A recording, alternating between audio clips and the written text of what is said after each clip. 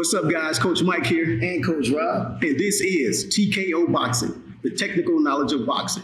And on tonight's edition, we will be tackling the sport of boxing, but we'll also be tackling world issues and world events. As we're in the sport of boxing, we do a lot of traveling. So we're at a lot of different places, a lot of different venues, and we meet a lot of different peoples with a lot of different points of views, not only on the sport of boxing, but what's going on in the world today. So tonight, we'll tackle some of those issues as we also tackle issues with boxing and talk about some fights, past fights, and maybe some upcoming fights as well. So be tuned for that.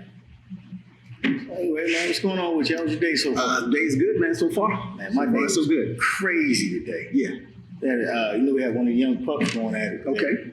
We had one fighter going up for the show today. And amateur boxing. And that's on the amateur side of the boxing. We got pros and amateur, but today it was over in Yorktown. Okay. And the venue was crazy. It was hot. The AC. Man, check this out. So we get there. Get 4 ins, everything's going the way it's supposed to. Right. Go see the ring doctor, all the whole rigmarole you go through. And it's hot on one side of the building with a ring. They don't even have a ring up. Of course. That's another thing. Then we go to, everything's going, it's hot on one side, cool on the other. People start pouring in for the show. I'm in there, I'm sweating, wrapping hands and everything. Turn around, they say, hey man, break out the fans. So they had turbo fans there. So somebody had some sense. They put up 3 fans blowing air. Cool. It was all right, halfway decent. I'm right under the fan. I ain't sweating. So kid gets in the ring. He supposedly passes out from the heat because it's so hot in there. Not good. Come to find out he's an actor. He's a great actor. It's not the first time he's done that. Anytime he starts to do it, he's only 8 years old. Okay. He's a kid. You know what I'm saying? He didn't want to lose. So it's too hot, I can't. Okay. So they get him out the ring. So they cancel the whole show. Okay, cancel the whole show. Whole show canceled. I'm like, I've been doing this over 20 years, man. I was like, bruh, I've never had a show get canceled because we fought outside before. You know? I'm like, so it is, but get this. While we're waiting to decide if they're going to cancel the show, they're going to say, if it's hot, we can turn the AC on. So they had AC? They had AC. Whole time? Whole time. Wow. Why didn't you turn the AC on? Okay. Y'all had the doors open. Okay. So why didn't you just shut the doors and turn the AC? People getting their money back. It was crazy. So this is a venue outside of a boxing club? Yeah. Not ours. So they had AC? We don't do business like that. We throw a show as we throw a show. I'm not going to put them out there who it was. I'm just saying it happened. I'm like, it's like a good 6 hours of my life I'll never get back. But it's for the kids. Okay. And so just to bring you in to the loop real quick, on an amateur event, which are normally thrown by your local clubs, which are in your city, and there may be an array of them, multiple ones there. And they'll have kids aging from probably like 8 got the tag all the way up. So what happens is, boxing, just so you guys know, is what we call a poor man's sport, i.e. is usually in the worst parts of your neighborhoods, or there's barely, efficiency when you go to these venues. So being hot is just one of the things that learn to adapt and overcome. You will have to learn to adapt and overcome because it's usually a shed or whatever type of space that it'll be in. Sometimes we have some good events, like the one back home. Sometimes, we said that one was hot, right? I missed that one too. Sometimes. Back home in Jersey, that was fire. It was hot though. It was hot in there? Still hot in there. Really? Still hot in there, and it was fried fish. Stop playing. Still in the fried fish. You gotta love it. And that's another fish fry amateur boxing. Catfish. Wow. There will be fights going on, and there will be fish flying in the back. I missed that one. Just to kind of bring you guys in the loop of how this actually works on the amateur side. So yeah, it will be hot extremely, or it will be cold extremely, depending on the time of year. Man, fish fry in there? Fish fry. You didn't tell me about that. Oh, I thought I told you. Oh man, I need to hold catfish is delicious. Catfish is delicious. I was in a tournament doing jiu-jitsu myself, my last competition in jiu-jitsu. Okay. And the dude I ain't gonna get that. He ran into my knee. Oh, yeah. I remember that. I got disqualified. I remember that. He was reigning and defending. Well, it was a jiu-jitsu tournament. I went, anyway, we talked about that some other time. He ran into my knee. But go ahead. Yeah. Anyway, so what you think about the fight last weekend? The fights last weekend, I'm quite sure you're talking about the ones with Morrell. Let's start from the first one, Big Baby. The younger Big Baby. The younger Big Baby, the new baby. What's your synopsis on that? Man, it's a lot you can draw from that fight. Meaning, course, how it went, how it played out, and ultimately with him getting the TKO stoppage on Big Baby.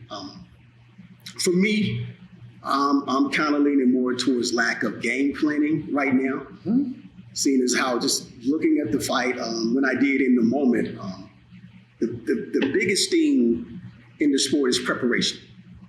And a lot of times we do have the opportunity to prepare, meaning there's footage or there's things that we have available to us that we can study. We can kind of hone in on what we need to do, what we need to look out for.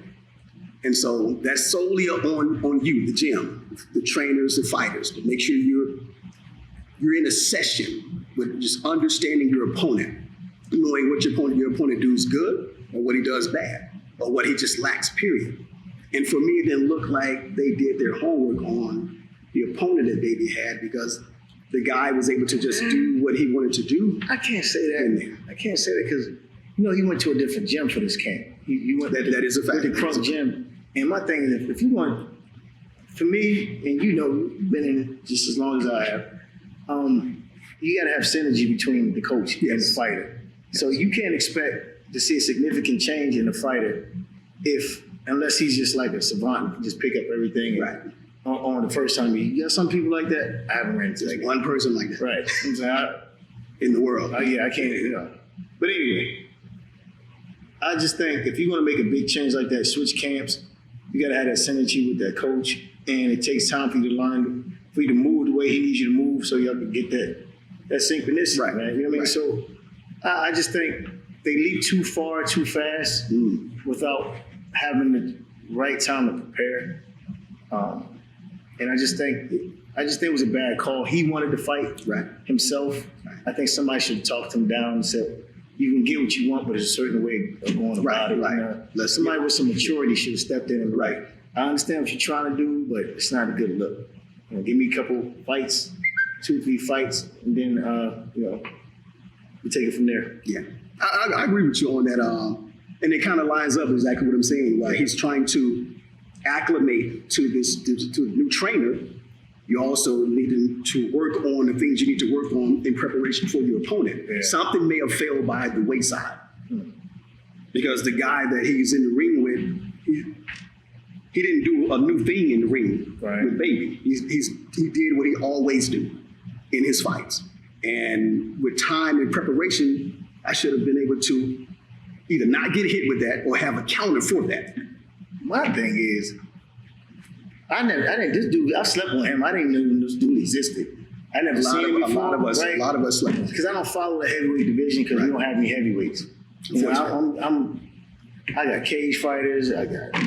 We got the boxers on the other end, and it's like I can't watch everything. So I try to stick to the weight classes that we're in, or now if it's a big fight like last week with Terrence Crawford, and I'm all on that whole card. But to actually follow those heavyweights, I can only name like a few heavyweights, you know. Right. But and anything other than those top 5, I'm not really. That dude was a live wire. Yeah, it's like you said. Somebody should have been like, "Hey, man, he's more than a live wire. You might not want to. I don't mean to be rude. Yeah, he's more. You might not want to do that, man. Yeah, he's legit. That dude was a live wire, man. A large guy, fast hands, skill set. I was like, man, that jab was killer. He couldn't break my man jab. When I saw him pop the jab, my man head snapped back. I was like, ooh, this ain't gonna be good, bro. Again, that goes into the preparation. You should have saw that jab if you'd have been doing your research on this guy, knowing what you're actually up against. And they did the research. They shouldn't have took that fight. But definitely shouldn't have took that fight at that time. He was overmatched. Man, at that time. And I saw where he was setting the shot up behind the jab. He was kind of like Drago with Apollo Creed at the time. He was. Yeah, CBI. When he laid to him, I was like, God, he was measuring him. I'm like, man, this ain't gonna look good, bro. And then by the end of that first round, he was like jumping on the floor. I was like, man. So I wish that young man well, and I was following his career. Oh, for sure. He got in the ring, since he came out of the Olympics. For sure. He'll definitely be back. And if he stay with it, he's gonna be a great champion. Be back and he'll be better. Learning from this fight. A fight doesn't have to break out. Right. This is called boxing. Right. So, However, you gotta be able to fight. you have to be able to fight, but there's a time Yeah, yes. and a place for Your coach fighting will let you know in that So, ring. yeah. Exactly. But and getting back, I think Floyd. Everybody loved the master. I mean, he's a master. But everybody can't be Floyd that old. That old. That's right. You know what I mean? There's been plenty of fighters. My favorite, Sugar Ray Robinson of all time. You know, he took his first L. You know what I mean? And he still is the greatest fighter ever lived. Him, Salvador Sanchez, and you know my top list. But just because you take an L doesn't mean as long as you come back from it and reinvent yourself and That's right. work on your deficiencies. Oh, yeah. It's part of, we go down. That's it. You get up. But we get up. Just get up, man. That's the key. That's the key. He'll be back. He'll be better. He has more than the confidence to do so. Yeah. And he also has more than the abilities to pick right up where he left off at. You know, Man, the box. Yeah. He can get busy. Like I said, it was just Getting his rhythm. just a bad call jumping out there on that fight Too at far, this too fast. this particular time with new trainer. Like, maybe we'd have eased into that fight a little bit more. That was the next guy, the other big baby. Man, that was wild, bro. That was wild, The man. original. The original big baby. Big baby. Big baby. 300 pounds. Grown man, big baby. Yeah, for sure. But he's with Boise. Okay. Yeah. So Boise had him coming for a Philly fight, man. You know, I'm from South Jersey, from Camden, so I was like, we went up there with Boise, worked with Boots that time. So, him coming forward, but it just looked awkward. Yeah. You tell he's not used to Not at all. inside fighting. He was just, but he did his thing. He put my man on his heels. You know, he exposed my man. He can't fight going backwards like that. So he was like a fish out of water once he got that momentum going forward. But just seeing Big Baby just go to the body, and he still wasn't going to it as much as I would have wanted him to. And I know he wasn't going as much as Boise wanted him to. So remember, like he's basically just getting back at it. How long was he off? Was it like a year, maybe I 2 think it years? was more than that. Really? Yeah, he was down for a minute. He had a lot of issues But we know the issues are about a lot of things, and God bless him, heaven help him. Smile upon him. Hopefully, he learned from the issues. but I guess the key would be like how much time does he have left? Being that he was inactive for that amount of time. That old is he? I'm not sure of his age. Really? Yeah, I'm not sure of his age, but I go to box right and look it up. I ain't gonna do it now. but we know about this sport and activity. So like at this point and at the weight that he is, it's interesting to see how he moves or how they move him forward. He's back in play. Yeah, Ruiz was I think was a good fight matchup because Ruiz is kind of dealing with the same thing, like inactivity in between fights, not being as active as he wants to be. A lot of guys didn't. Truth be told, didn't want to get in there with Ruiz. Right. It's truth be told. Yeah. It's a guy that you feel you can beat. But he was a live wire. He had very fast hands. Yeah. And he has that power. This is heavyweight division. Yeah. Most people are like, don't let how he look fool you. My coach used to say, certain guys you do because you have to, and certain guys you mess with because you want to. There it is. He's one of them guys you would see because you had to. You know what I mean? There it is. And, you just don't randomly just say, I'm going to fight this guy. Like, you're going to be in a fight.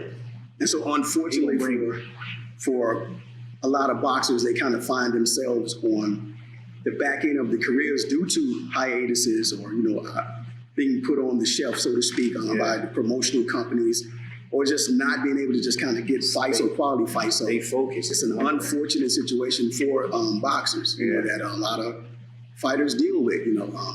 It's unfortunate. So it stifles the career, and then when you do try to get some momentum, how much of you has been lost being, stifled like that is always the issue on the back end. So have we seen, I guess, the best of Baby and or Ruiz, until now what we saw? I like to see him. I like to see him really, stay focused. You know what I'm saying? Because I'm from up north. I lived in the Bronx for like 7 years. So the tri-state area is my home. I live in Philly, from Jersey. So I rock. That's home. Yeah. So okay. I'm always home team. So I like to see anybody from up top just go as far as they can go in the sport. So it'd be interesting to see with Big Baby. The big baby. Once he stays focused, if he stays focused and he stays active, how far he can go. Will he make a heavyweight run for the belt? You know what I'm saying? Just just at least get there. You know what I mean? Yeah. Say, I got there. I tried. Either I passed the test or I failed. But at least get to the pinnacle. Yeah. You know what I mean? So that would be huge. Yeah. We shall see. Yeah, we'll see. We shall see. What about your boy? Who? TC. Terrence Crawford. Man. Terrence Bud Crawford. Man. 54. Yeah. First time out, first time up, 54. Bud looked like a 54 pounder. Yeah. He looked like a 54. Everybody knows he's strong, man. Like, He looked like I see him deadlifting on video. I'm like, yo, he work on his legs, man. He got some pop. But you know what's? I'm gonna just say this, man. I hate people who don't know nothing about the sport of boxing commenting on boxing. Sure. You ain't never been in the ring before. You know what I'm saying? You ain't never had your bell rung where you hear that in your ears. You know what I'm saying? You gotta shake it. It go like this. Oh yeah, quick, for sure. And you gotta come back For sure. man. If you ain't done that, man. The whole left side go numb. You like in my leg, you shake, you shake your I leg. can't even feel my toe. Yeah, man, like man, my leg going like that. You shouldn't even be commenting on nothing, man. But I read a comment to somebody offline that said Bud's been handpicking fights, getting hurt fighters. He fought Earl Spence because he was hurt. He fought somebody else. Most lately, the last few guys that he fought, they were saying wasn't at 100%, so he took advantage of them at the right time or whatever. I'm like, man, that man signed that contract. Yeah. Ain't nobody make you do anything. Right. You should, if you're not 100%, you don't think you can make it, you should have signed the contract. I mean, like, hey, this is professional boxing. Professional. And I guarantee you, everybody, I would say 95% of people in that ring are not 100% when they get. That's just a fact. I'm saying, yeah, if you're a fighter, you learn how to work through injuries. That's a fact. You know what I mean? It's how bad you want it. And on the other, after camp, then you're going to get it taken care of. You know what I mean?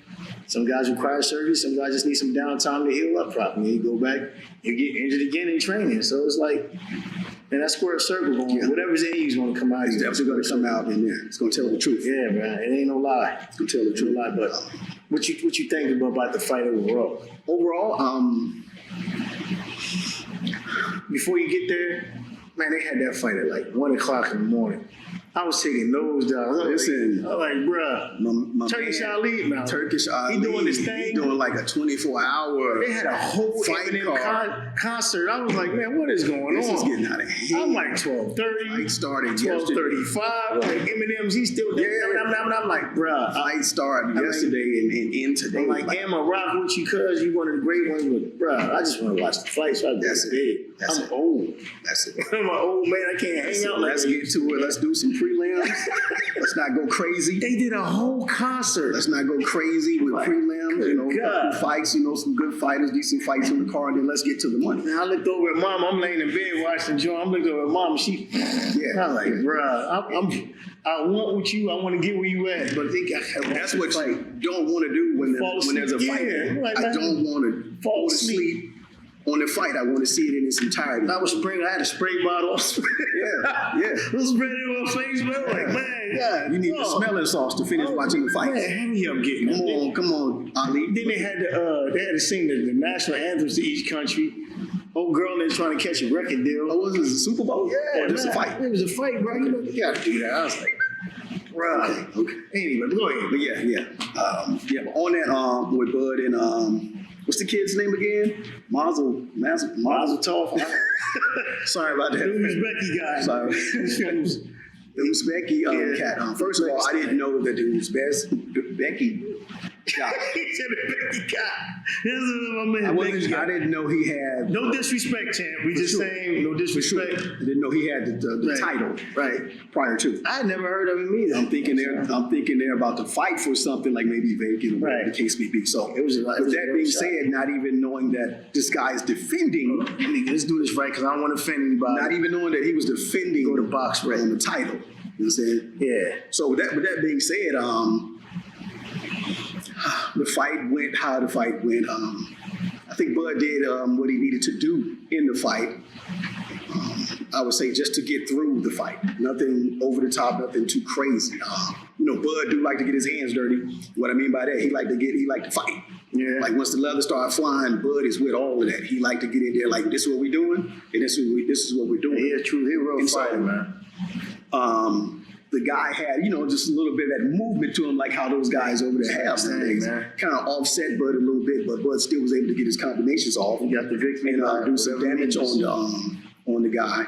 As well as the guy just getting that lead hand off on Bud because Bud was in that southpaw stance, And hey, he didn't make no adjustments in that stance either. Bud didn't make an adjustment. I would say he just kept running the right hand straight down the middle on him. Like, you got to make an adjustment. Or, since they say he's a switch hitter, what happened with the switch? It wasn't working for him like that. He never switched. He switched. He stayed southpaw. He's always southpaw. Oh, yeah.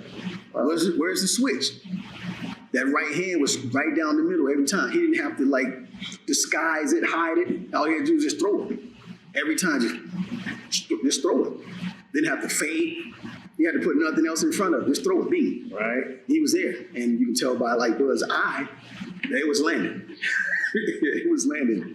It was getting at each other, but man, Bud did what he had to do in that fight. And a lot of times and a lot of nights you do that. You dub it out, you go home. When this one looked good, the next one. You dub it out, you go home. Can we say a lot more could have been done in the fight? Of course, we can say that. Anyone can say that. But he did what needed to be done that night. And I don't think the Uzbeki cat really fought like, listen, I'm holding this and you can't have it. I don't think he did that. Now, I'm not big on just a champion just kind of getting his title taken off of him, right. what you would call easily. You know what I mean?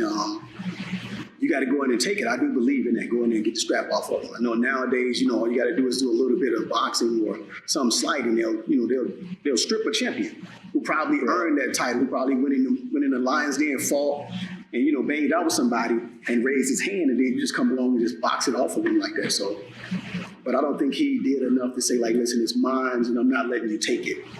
Especially in those spots where Buds was doing the 4-piece combinations on him, the beam. I don't think he was kind of responding with that good enough. He might have threw maybe a shot or two in the middle of that, but Bud doing a 4-piece combination on him, and he's sitting there, being with those combinations. Yeah. So I think Bud did, did what he had to do and did enough to dub him out that night of the fight. I'm looking up the man's name because I don't want to offend anybody. Terrence Crawford versus Madrimov. Yeah, That's his name. Not Uzbeki. Madrimov. That's it. No disrespect, but disrespect. Madrimov, man, he like I said, I didn't know who he was. Yeah. I think a lot of people did at the same time. So when I saw what he was doing, I was like, he was real active. So I was like, and that's when you saw Crawford's IQ. Yeah. Because he realized just conventional work is not going to get that. I got to do something extra. So what he started doing was double stepping. He would feint and he would double step and didn't even let his combinations go. So because my man was making him pick his feet up. Right. Because if you watch those first few rounds, they was just feinting each other to death. Yeah. Nobody was really committing anything. Right. Terrence wanted to counterpunch, catch him with something, and put some hurt on him off a counter. Right. Boy wasn't committing. He just stayed on the outside. I think they went 4 rounds before somebody was Crawford was all right, I got to come forward. He ain't going to give me nothing. So I got to go take it. Yeah, I got to go get it. So, and with that, like you say, he sacrifices his defense to get his offense going. So, he's got a chin on him. He got a beard on him. Because he took some, I ain't say, oh boy, he ain't cracking like that. Like I say, I don't know him. Yeah. But he got hit with some solid shots. Yeah. It showed up on his face. Yeah, it showed up. You saw him, and for the first time in a while, you saw that he was in a fight. So and I think he, so it did show it, like you said, you hit a point right there. The first time, it kind of showed up on his face. Yeah. Or is that age? See, you always want to be that guy. Everybody know you get old in boxing overnight, it can happen. I don't think he's there yet. I don't think he's there yet. I don't think he's there yet either. I think with the nutrition that he does and the team that has behind him, the money he's got to pay for nutrition so he can extend that life. But typically, the male body starts peaking between 27 to 37. That you got a 10-year run where you're as strong as you want to be, as fast as you're going to be. Your twitch muscles and your everything you take note of that. Everything is firing off at the peak that it's ever going to be, and then you start a decline, a rough decline shortly after. So he he might be a step or two not too far from that, but I think he got a couple more good fights. Oh yeah, for sure. I don't think he need to mess with Canelo though. Not after what I saw with that, I think he should. If he's going to do that, Yeah. in my opinion, he should take a few more tune-up fights. Right. For some guys that feel Definitely. what a real 54 feel like. Right. You know what I'm saying? Because what's Canelo fighting at now? What, 68? 68? You know, he feel slowly like maybe get 2 or 3 fights at 54, and then 2 or 3 fights at 60. 2 or 3 fights at 68. That's a lot. I know, but I mean, It's a lot to ask. he said he won it though. He said he wanted. He said he That's a lot wanted to ask up. But if he won it, you got to go get it the right way. You got to go get it. You can't, I know he a champ, but I would, because that is weight classes for a reason. Weight classes for a reason. You get hit, you can be the greatest fighter, but you start getting with somebody whose IQ is about as good as yours, and another champ. Yeah. Yeah, bro. Yeah, you know, only take one shot. One shot. Don't even play with that. You know what I'm saying? Like, bruh. Now I want to see Terrence go out like that. I like that, man. But I show up anytime he fight, I'm there watching. You know? Yeah. For sure. For sure. So Definitely pro Bud. And not to stay on it too long. When people saw the fight, they kind of judged Bud instantly because man. when you see something that you're not used to kind of seeing from the boxer, it makes you think that there's a kink in the armor or criticizing. Man. oh, he can be beaten out. You know, a lot of different things. But what's the guy's name again? Madrimov. Madrimov did display a lot of movement. You know. Yeah. And so the one thing that I know Canelo doesn't do is all that movement.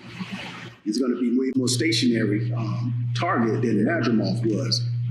So to think that, you know, kind of like outside looking in, it would look like that, but Madrimov gave a different wrinkle. Yeah. Canelo's not going to move like that. Yeah. He's going to be right there for the smoke. Yeah. Canelo coming for He's going to be there for the smoke. He coming to get you, so. It won't be the type of fight I think people think it will be because they looked at the Madrimov. Madrimov has that certain type of movement to it. Yeah. Canelo not going to do that. You know what's crazy though? That you said that? Did you know, getting off of pro boxing for a second, you see the Olympics? Yeah. Bro. Yeah. Uzbekistan. Yeah. They like the new Cuba. Yeah. I'm like, bruh. Yeah. I'm like, they got like, out of the 8 goals, Yeah. they got 5 of them, I think, or something like that. Okay. Cuba got 1, and I think Ukraine got another one. But they got like 5 gold medals out of boxing. Like, Wow. Uzbekistan is like, Cuba is not number 1 in amateur boxing. Okay. I'm glad you brought that up. So what do you think is the issue of American boxing, amateur style boxing? What we was do this? the issue? Before we do this, we done with the Terrence Crawford? Or you said we had it? Yeah. All right. Okay, cool. All right. What do you think is the issue with Team USA? And I'll tell you kind of where I'm kind of going and leaning. You go first. Okay, go first. Go first. Team USA Like, boxing. you know, this hit hard for us because we roll with it. We want to roll with the kids. Team USA boxing. So here's where it kind of sits for me. So when I see what happened in this year's Olympics, Paris 2024, and how it kind of played out and who 1 bronze medal, bro. who made it the duration to get to the bronze, right? And so what I'm looking at, you know, you got to remember, everything is kind of streamlined into a certain locale when it comes to USA boxing. They take the fighters from wherever, and then we corral you here, Right. in this place or this center, where supposedly you got the best trainers in the world, and so on and so forth. Has that run its course? Has that run its course? When you look at, you just look at how the fights were going. And I'm talking about punch-wise, movement-wise, defense-wise, the fight in its entirety and what it looked like for like Team USA. And I remember a time when I never saw Team USA fighter fight in that type of style or rhythm to either get to a gold and or maybe even a silver medal. It just looks like something was missing. Keyword, what you just say. Keyword was what? Fight. But go ahead. I'm gonna let you finish. Go ahead. Something was missing, and I'm leaning more towards like, listen, that old guard of like, let's corral all of, you know, the country's fighters in this locale with these people who we saying or deem the creme de la creme when it comes to coaching this sport of boxing. So you have the elite of the elites, and then let's let's be honest here. We're talking about Team USA. We're supposed to be the elite. Let's call it what it is. But we're not performing up to that standard. It's been a while. What has happened? You sure you want to ride this train? Yeah, because we're watching this in real time and like, You want to listen, ride this train? what's going on over there, or what's the lack So of what should be going on? Let's start over there? from the beginning. Team USA Let's boxing. start from the beginning. You know what I'm saying? We from over here with Keyshawn Davis at, for y'all who know. I watched that young man grow up in the ring. Team Norfolk, we over here in Portsmouth, Virginia. So, all right, let's start from the beginning. Let's go. You used to be able to have to qualify. You used to have to qualify states, regionals, and nationals in order to get to states and regionals to get to the national tournament. That's right. And then you had to box off after that. All right, cool, for your weight class, which is crazy to me.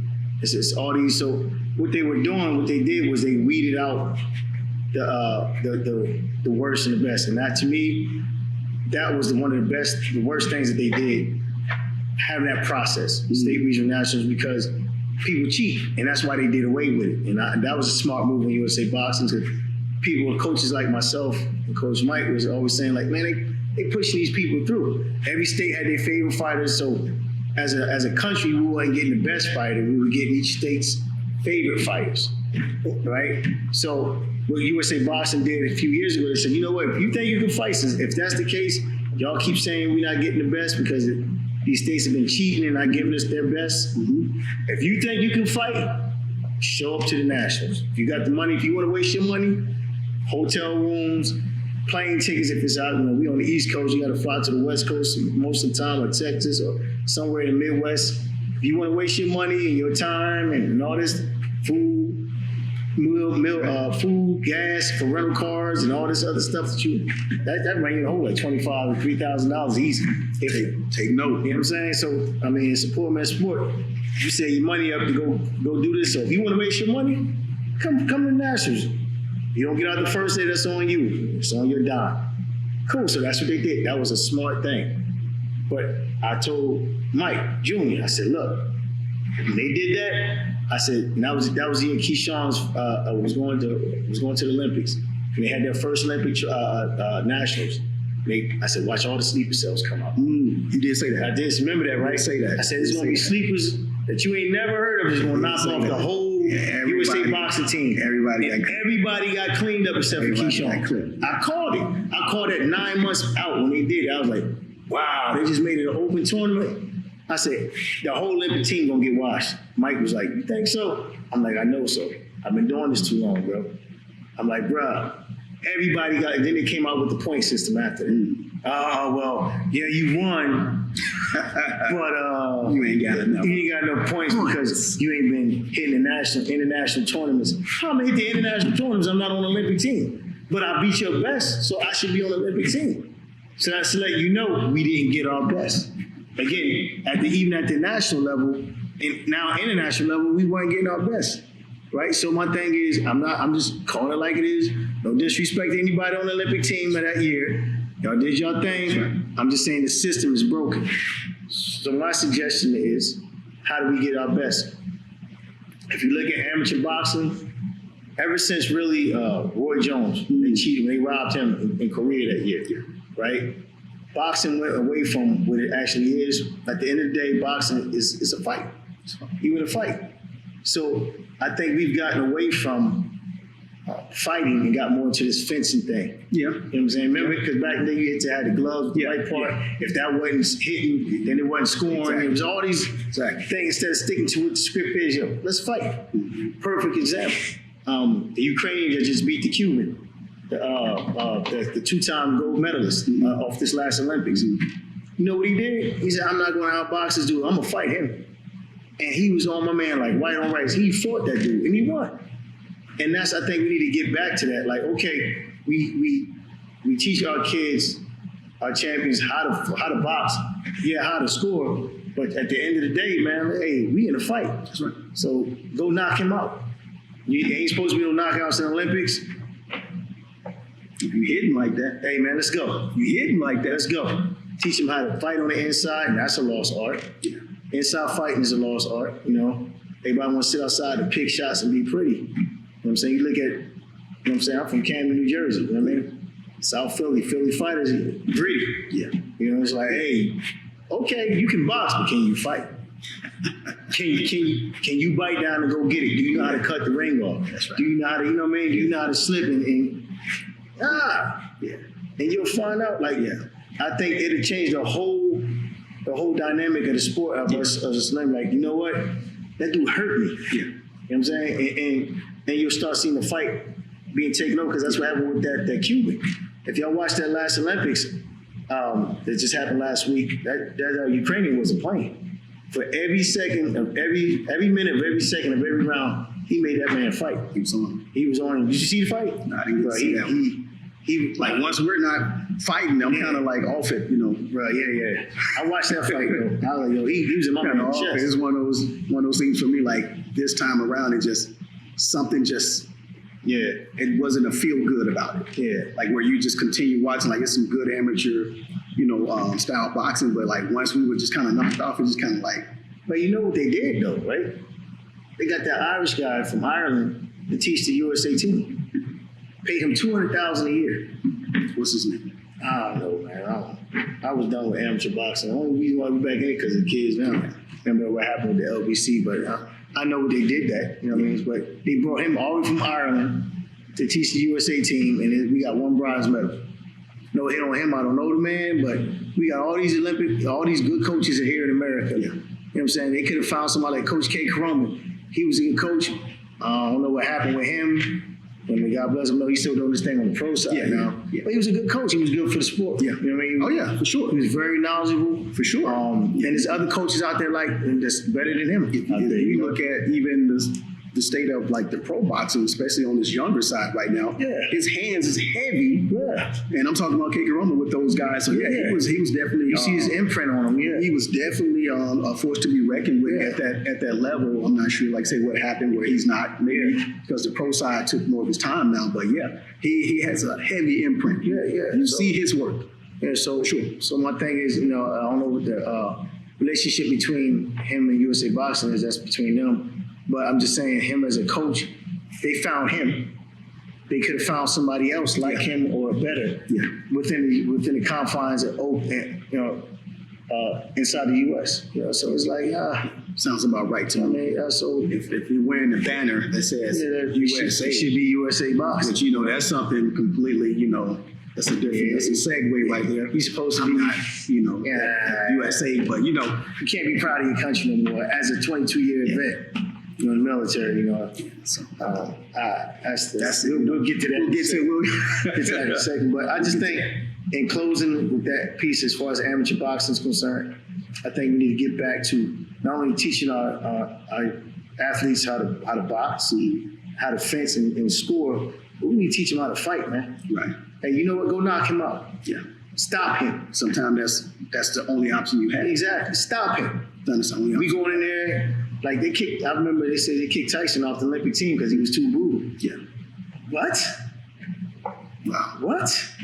You're supposed to show love or something for the sport of boxing. You show love by getting your opponent out of there. Really. That's about winning. Like, let's go. You know what I mean? Tyson, You can say good fight after the fight. exactly, fight, man. Hey, you going to sleep. Good fight. Hey. But he'll say that you can't hit too hard in boxing. But if you're a pro now, you can come back to the amateurs and win, fight for your country. Make that make sense. I'm a pro. If you can relinquish your title if you want, and then come back to the amateurs to try to catch gold, and then go back to being pro. If you're a title holder, if you're not a title holder, you just come back and go pro. Pacquiao was trying to come back and fight for the Philippines. Oh, wow. Yeah, come on, man. What you think he gonna do? I'm gonna knock him out. So we need somebody in USA Boxing at the presidential level up there need to make a call. Like, you know what? Let's get back to basics. Let's go back to what our ancestors in the sport did.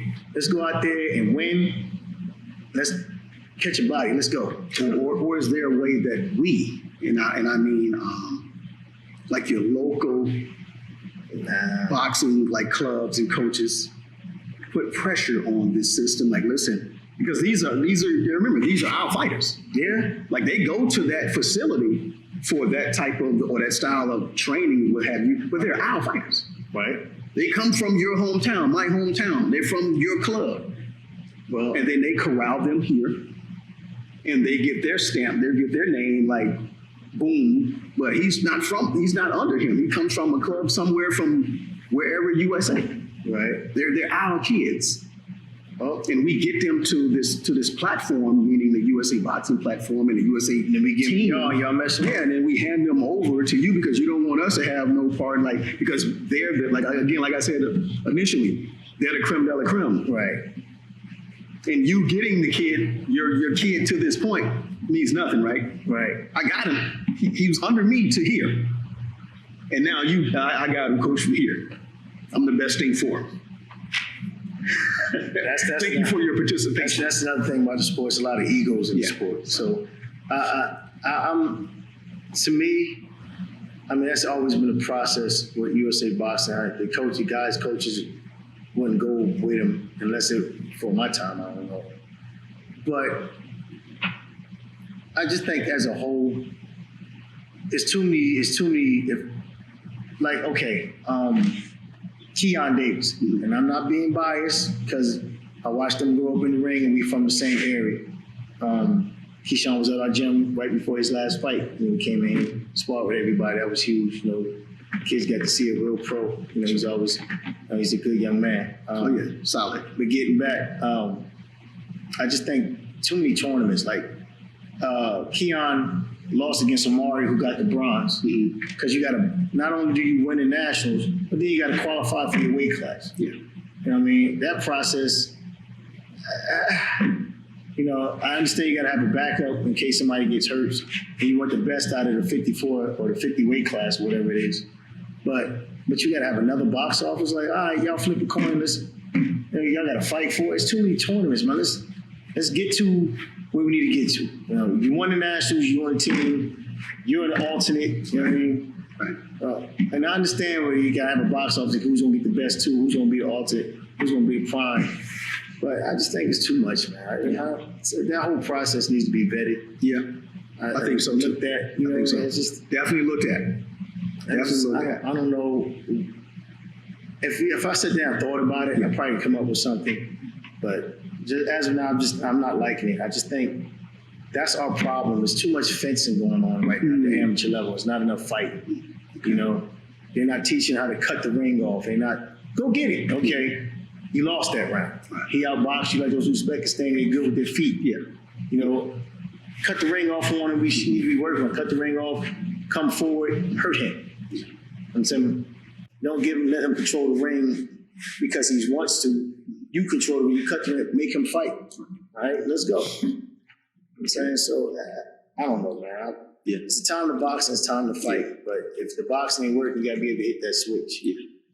That's just me. All in all, I think the system is just broken. It needs an overhaul again so we can get it back. They've been overhauling for every Olympic cycle. They overhaul. Really? I mean, yeah. Or it's just the same people. Then the fight that the president's been changed out and head coaches have been exchanged and changed out and the same result. Andre Ward was the last gold medal we got. That was 14, something like that. You know what I'm saying? And it's not the reason why Andre won because he fought. Yeah, and it's not to say that the kids aren't fighting hard. It's just something about this system is just broken to me. It's not that the kids are not fighting hard. There's something is broken about Team USA boxing. Man. We gotta fix it in whatever way we can. We gotta get back to how things used to be. Because like I say, these kids are wearing that banner on their back. You know, they're the creme de la creme. Yeah. You know what it takes to get to there. You know, we kind of discussed that, like how, you know, the favoritism show and things of that nature. But a lot of these kids, you know, they come from nothing. Yeah. And they fought to get to this point. And you mean to tell me I fight to get here, and then you tell me don't fight. Yeah. And granted, I understand. And hold up. And mind you, I'm just a kid that fought to get here, right? Right. And when I get here, and we're fighting these people from these other places, other countries, right? Who are professional amateurs. Yeah. Professional. 300, 400 amateur fighters. Amateurs. That's I got That's maybe kind of 100 to 180. That's kind of the lightest part of it, but Yeah. this is kind of like their pro side. Right. Yeah. For lack of a better They word, train for the Olympics. this is their pro career. Cuba Fighting as an amateur. Yeah. So your kid is basically, who's an amateur, is fighting a professional amateur. Yeah. Yeah. And so this is kind of what they're also up against. And and caveat that, piggyback what you're saying, I understand it's an Olympic-sized ring and it's hard to cut an Olympic-sized ring off, but it can be done. Can be done. It's a way to do it.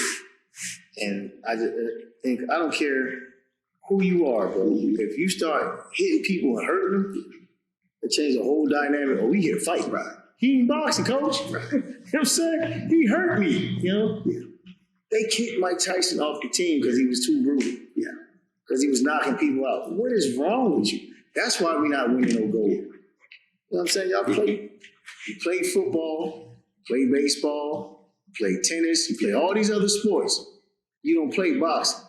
Nah, boxing, your job is to knock your opponent out, to hurt him. So why stop that thought process? You know what I mean? You that's what's hurt the sport. You got away from trying to decimate your opponent beautifully and technically, but decimate your opponent. I'm in here to beat you up, man. It's not a tickle contest. At the end of the day, yeah, this is a fight. Yeah, it's not a tickle contest. Technical fight, but all in all, a fight. I ain't tickling you, man. I ain't trying to fence with you. I'm trying to knock you out. So, coach, go get him, coach. Coach, hey, go get him. Hurt him. Stop him like they do in the pros. You got a dead man in front of you. Let's go. Get it. Go get it is the most used word in boxing. Go get it. Go get it or go get it. So, and teach him how to go get it. But that's it. What do I know? I'm nobody. Yeah. I don't know nothing. Yeah, we don't know anything. But to segue, you know, in talking about, you know, the amateur side of boxing and the Team USA, it also has another side for me. It touches, you know, it's a sensitive spot with me because, again, USA. And this is the banner that these young men fly or they wear on their bodies, that they represent, that they speak of when they do the interviews and so on and so forth, right? And so we know who we are, and we know who a lot of those young men are. They look just like you and myself, right? And understand when they go over there what they're representing. Now the issue is when they come home. I see where you're going. You sure you want to ride this? You sure you want? See, he starts stuff. It's gonna segue on into that. Man, he about to get Cat Williams in here. You sure you want to do this, man? I'm just gonna segue on. I'm just saying. And he did it. It wasn't me. He did it. But all right, here we go. In saying that, just understanding and recognizing who we are in the skin that we're in, and the many accomplishments that we, and I do mean people of color, these young black men, these young black women, when they go for, they're fighting for their futures. They're fighting for their families. They're fighting for notoriety. They're fighting for anything that you can think of and or imagine is what they're fighting for. And the ideal that, like, again, this boxing is a poor-man's sport. These young men, women come from a multitude of places, and there's not a lot of hope. There's not a lot of anything. There's kids getting these rings and coming to clubs like this here. They can't afford the equipment, the gear. The shoes don't even have soles on them. The gloves are punched out. I mean, the list goes on and on. But they make sacrifices. They listen to us or people like us. They come into these clubs, into these gyms. They give it their all with the hope of making it to that point. And for whatever reason, to wear that flag so high with the sense of accomplishment to win that gold medal for this country, right? But we all know that when that same young man is walking down his street, what he's looked at as. Here we go. Here we go. See? So this is where it collides. I'm just saying. This is where it collides because, and I'll speak up for them because they put a lot goes into this, man. A lot goes into this, man. And those of you who do what we do and or has ever laced it up and been inside this square circle, you know exactly what I mean when I say what goes into this. Your blood, the sweat, the tears, the setbacks, all these things that have happened, the things that have come up. And you're fighting to get to that pinnacle, and to know that you have that flag, and they only applaud you for that moment because you're representing them. You're winning for them. But when you get home, or when you just hear period, they don't have that same sentiment for you. As long as you're doing something with the benefit of them. I can't even sit still right now. Go ahead. Go on. You know what I'm going to do. Everything is fine. You know what I'm going to do. Everything is all just right. peachy Don't keen. give me the mic. Just peachy keen. And some of these young men and or women, they do have troubled, past and or homes. And so a lot of them may and do have issues that, we have to deal with inside the confines of these walls. When mothers bring their sons, he did this, into these clubs and say, can you help me? I don't know what to do. Please. See, you just hit on something else now. See? Man, hey, he did this. And we say with open arms, we got him. And we work with that young man with the hopes of, just a change, or just a belief system within him that he can be better than what his circumstances are, that he can do more than he think he can do. And we push him just enough to get him to where he can fly like an eagle and soar. But to know that that same young man will not be welcomed in certain places, to know that that same young man is looked at as just a complete, like monster or animal, even though, he's putting in all this work with the hopes of, like, again, fighting for that flag. You finished? Yeah. I'm gonna say this before I get on my soapbox. He started this. But it is a real issue, and I know a lot of times some people have blended the two, but the two do blend. The two do blend, because we travel with this, and we take the young men and women all around the places and cross here, cross there, to shows and tournaments and so on and so forth. So you run into all types of issues. You staying in and out of hotel rooms. You come across people who ostracize you or think whatever of you because they saw you. You shouldn't be here. The list goes on and on. So we're trying to help these kids to get to whatever point in life that they can possibly achieve. But they see this too. They hear these things and they see it. And a lot of times they don't believe in themselves. They go by what the world is telling them or what they see in the world, what's going on in the world, and they bring it into the club, and it's an effect. And so they come to us with open ears and open minds. And so how do we tackle these type of issues within this sport? You're a troublemaker. You're a troublemaker. It's legit. It's legit. Okay, here we go. It's legit. It's my man. It's my brother. I love It's you. legit. You troublemaker. It's Okay, legit. here we go. You sure? Here we go. It's legit. Because when they walk out of here, this moment they come in here just to expel, to get that energy or anger, whatever that's in them out. And then when they walk out this door, they back to. So I'm gonna say this. You finished? Okay, jump in. All right. For now. I'm gonna say this. Things have gotten better since Jim Crow. However, more things change, the more they stay the same. So, to caveat what you said, Muhammad Ali threw his gold medal in the river because he felt the same thing that you were talking. Now, it's not as bad as it was when he was coming up, but to understand, we're ADOS or FBA, Fundamental Black Americans, whatever you want to classify yourself, or just black, whatever. We got to move different. I mean, that's part of being black. I mean, that's just what it is, whether you want to acknowledge it or not. People of other cultures and races want to acknowledge it or not. We are the most hated race of people on the planet. You know what I'm saying?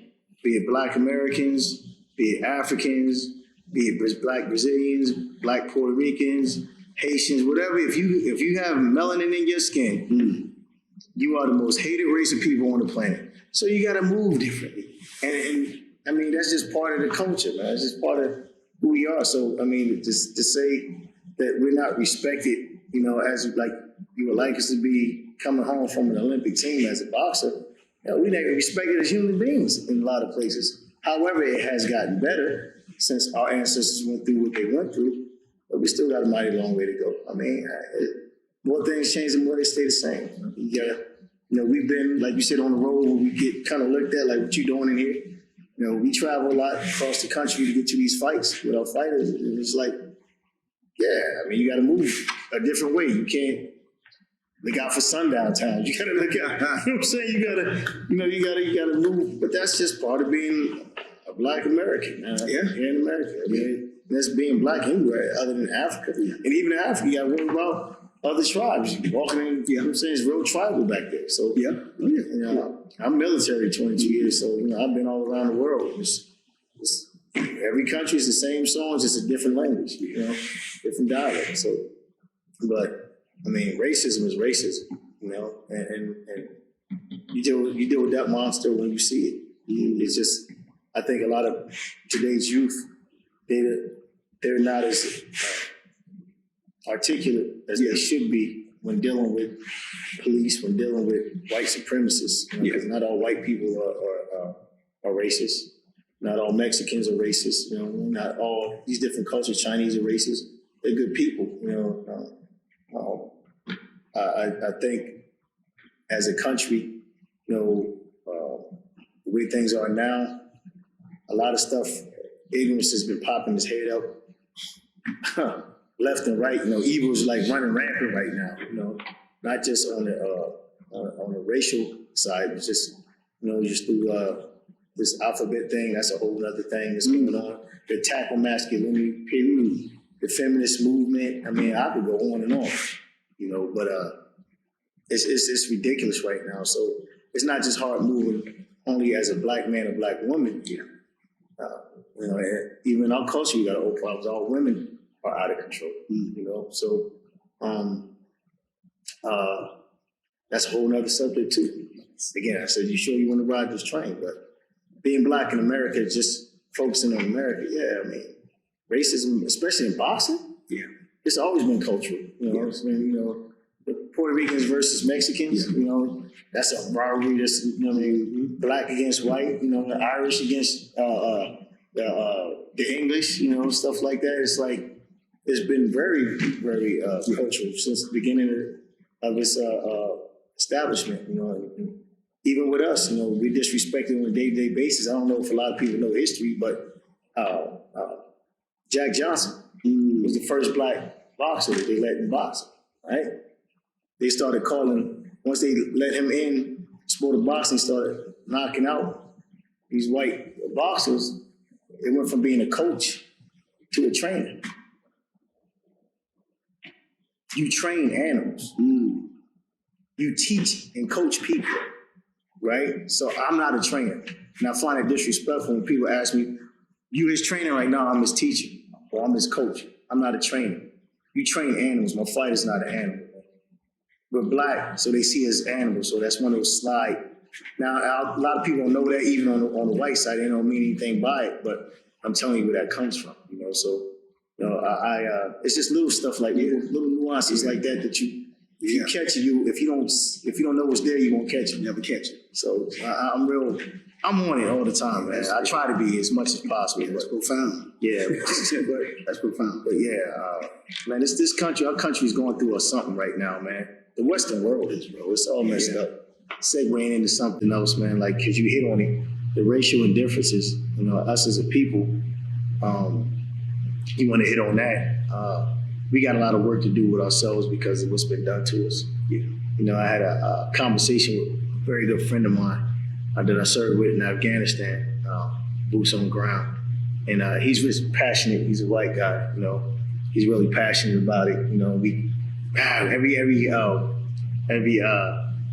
That's my brother. I love him. But every Black History Month, how I get on my soapbox. And me and him, we get this knockdown, drag down argument because just as passionate as I am on Black history, he's passionate on, well, his way of looking at things. We find a common ground. We don't talk for about 30 days, and then we back at it. We cool again. We dap each other up. So, but us as a people, we got a lot of work to do. We've been through a lot, and it pisses me off, bro. Not to cut you off, like what you just said there with the idea, like we have to, and we have been defending ourselves, under the oppression. And the idea that we have to continuously do that and go up against people who beg to differ, when history has shown that what we're saying is absolutely, positively, 100% correct. Someone say, well, see, the thing is... Stop that. You need to stop where you even going. Because they've rewritten history, and they're getting rid of history, and we shouldn't talk about it. Mm-hmm. We should just get over it. Yeah. Right? Pull yourself up by your bootstraps. Whatever that means. Forget about it. Whatever. That was then. Michael Jordan got a sneaker deal. Oprah Winfrey's a billionaire. Yeah. You know what I mean? Oh, yeah. And Barack Obama was in the White House. Yeah. He had the black president stop crying. Yeah, relax. You know what I'm saying? However, 400, 500 years of oppression, you're supposed to just get rid of. The inbreeding. Yeah. The rape. Yeah. The molestation. Yeah. You know what I'm saying? Yeah. The separation of the family, the drugs that they put. Yeah. You know what I mean? The stuff. So me as a combat vet, we have what we call post-traumatic stress, right? Mm-hmm. I go to counseling and everything, and that continues until I'm no longer on this earth. We got post-PTSD with Vietnam vets, the last of those. The World War II vets, they had. Their whole life they had, because they went through something. Black people in America, get over it. 400 or 500 years of this, you're supposed to just get over it. You were enslaved, but they don't look at the ancestors in your bloodline. You know what I'm saying? They don't look at the molestation in your bloodline. They don't look at the drugs. We dealing with crack babies that had crack babies whose mom and dad were crack babies, whose grandparents were crack babies. Yeah. You know what I'm saying? From drugs that the U.S. government pumped into black neighborhoods. Crack cocaine. Yeah, get over that. Get over that. Get over that. You're looking at the degeneracy in our community, just talking about the black community as a whole. Every culture has got their own degeneracy going on, right? Because that's another thing. But just dealing with the black community, look at what they did to us, man. And to relay it to what we're doing, those individuals walk through these doors. Bro, I had a kid yesterday. Brought him in here. This kid is 12 years old, right? 12 years old, right here in Portsmouth. 12 years old, stole $900 from his father, right? Father didn't want to whip his behind because he didn't want to go to jail. So they've taken the power from the parents. So he was afraid to go to jail. Listen, to discipline his son. His son. Right. So check it out. Okay. So we get this all the time. Mm-hmm. You know how we do it. Yeah. That's why I opened up here in the community that I'm in, right? The urban community. I'm not even gonna call it the ghetto. The urban community, right? So, but this is why, because a program like this saved my life back in Camden. So my thing is, I deal with this all the time. This young man stole $900 from his father. He took a gun of his father's and he broke it playing with it, right? He broke the firearm. Okay. And he's failing in school, and he's got his own little gang that he's running, his little posse that he's going around. He's the head of it. Okay. So this kid is a knucklehead, right? Brought him in here. He knew he was in trouble when he came in. Like, yo, I said, what's up? I said, he needs some discipline. What does that mean? Sign a waiver. Get in the boxing ring. He like to fight. He always fight. He got a lot of anger issues. Okay. Everybody in the ring. All my students that have been here with me 2, 3, 4, 5 years, get in the ring. Your age, kids your age, you don't know them, you can get all the anger out you want. Oh, yeah. You got 30 seconds with everybody. Get it out. You know what I'm saying? Get it out. Get it out. And for the first 30 seconds, I give it to him. He was letting his hands go. He let it go. Bop, bop, bop, bop. till reality kicked in. I mean, and we let them know, like, yo, we do this. They don't know you, but you from here. Yeah. And this is out of love, because if we don't do this to you here, that man that's out there, the police, they're not gonna play with you. They're gonna shoot you. They're gonna hit you in that with the nightstick. They'll tase you, and then ultimately they'll kill you, because it's consequences for your actions. You know, I'm a firm believer: spare the rod, spoil the child, and that's what's wrong with these kids today. Yeah. I mean, they've taken the fathers out of the homes. Yeah. You know, you got this feminist movement, I don't need no man. And statistics have already proven that you take the father out of the home, you know, you've taken the disciplinarian out of the home. Yeah. You know, and I tell the story all the time. It takes two to make a child, it takes two to raise one. Mm. You know, the mother brings those attributes to a child that a father can't. Mm-hmm. Right, and a father brings attributes to a child that a mother can't. That's right. You know, it takes two to raise them. You know, you gotta have that Balance. That balance. Yeah. You know, and when you take that balance away, the kid, Yeah. he falls into Leaning too far to one side. exactly. So you know, and speaking from the male perspective, because that's what we get most students do. I have females in here, children, but mostly male. Yeah. Yeah, if I get the mothers come in and fix them, I can't do nothing with them. And I tell them, you can say what you want to people who ultimately watch this podcast. No woman can teach a boy how to be a man, just like no man can teach a little girl how to be a woman. That's right. Right? And in the fall of our society, what you're seeing now as a result of that, we got these single mothers across the board, whatever race you want to say, raising these young men. And my God, that's why you have a lot of these feminized young men coming through the door, emotionally wrecked young men. The difference between men and women deal with feelings and emotions, men deal with fact and reason. We are supposed to be the rational part of the family, the reasoning part of the family. You got to be stoic to be a man, you know, and stoicism is taught from the father.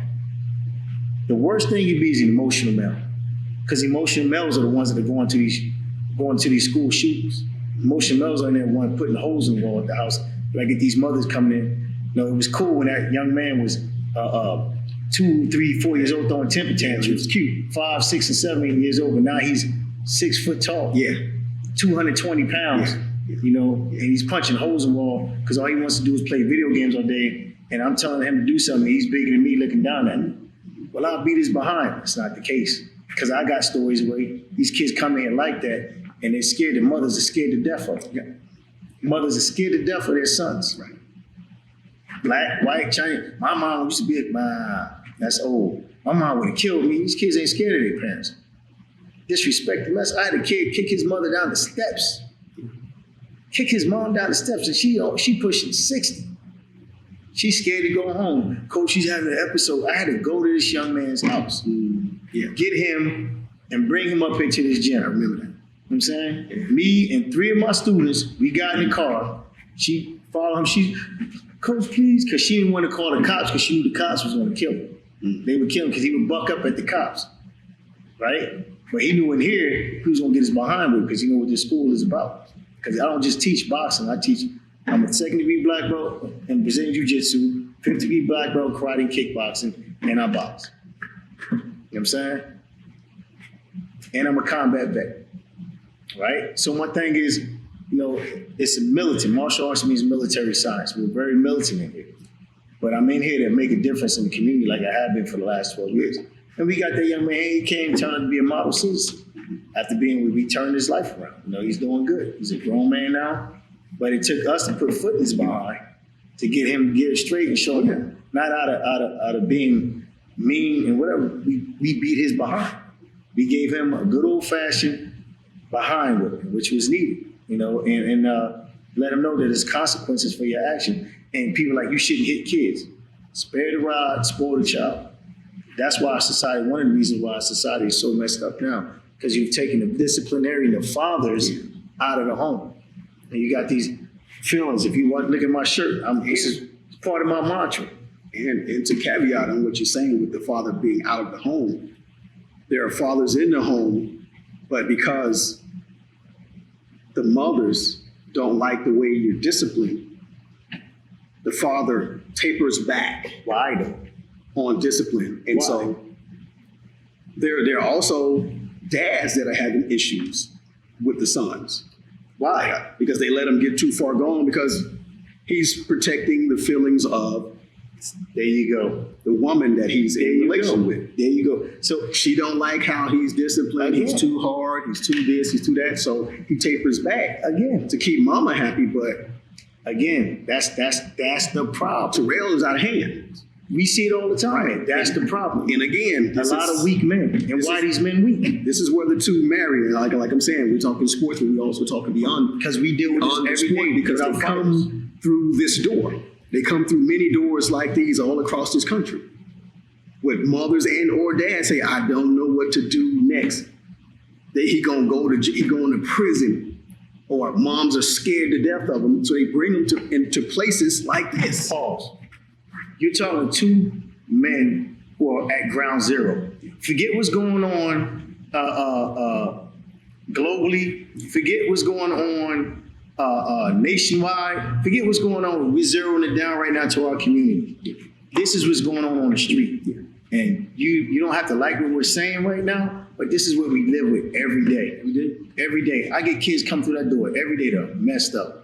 That are messed up emotionally, you know what I'm saying? I got kids that come through that door physically messed up, right? And the work that we've done over the last, 12 years now, we've been in business, man. I've turned around and I've sponsored so many kids that couldn't afford the program, just come on in. And God has blessed me on the other end. And Coach, thank you. You saved my life. Thank you.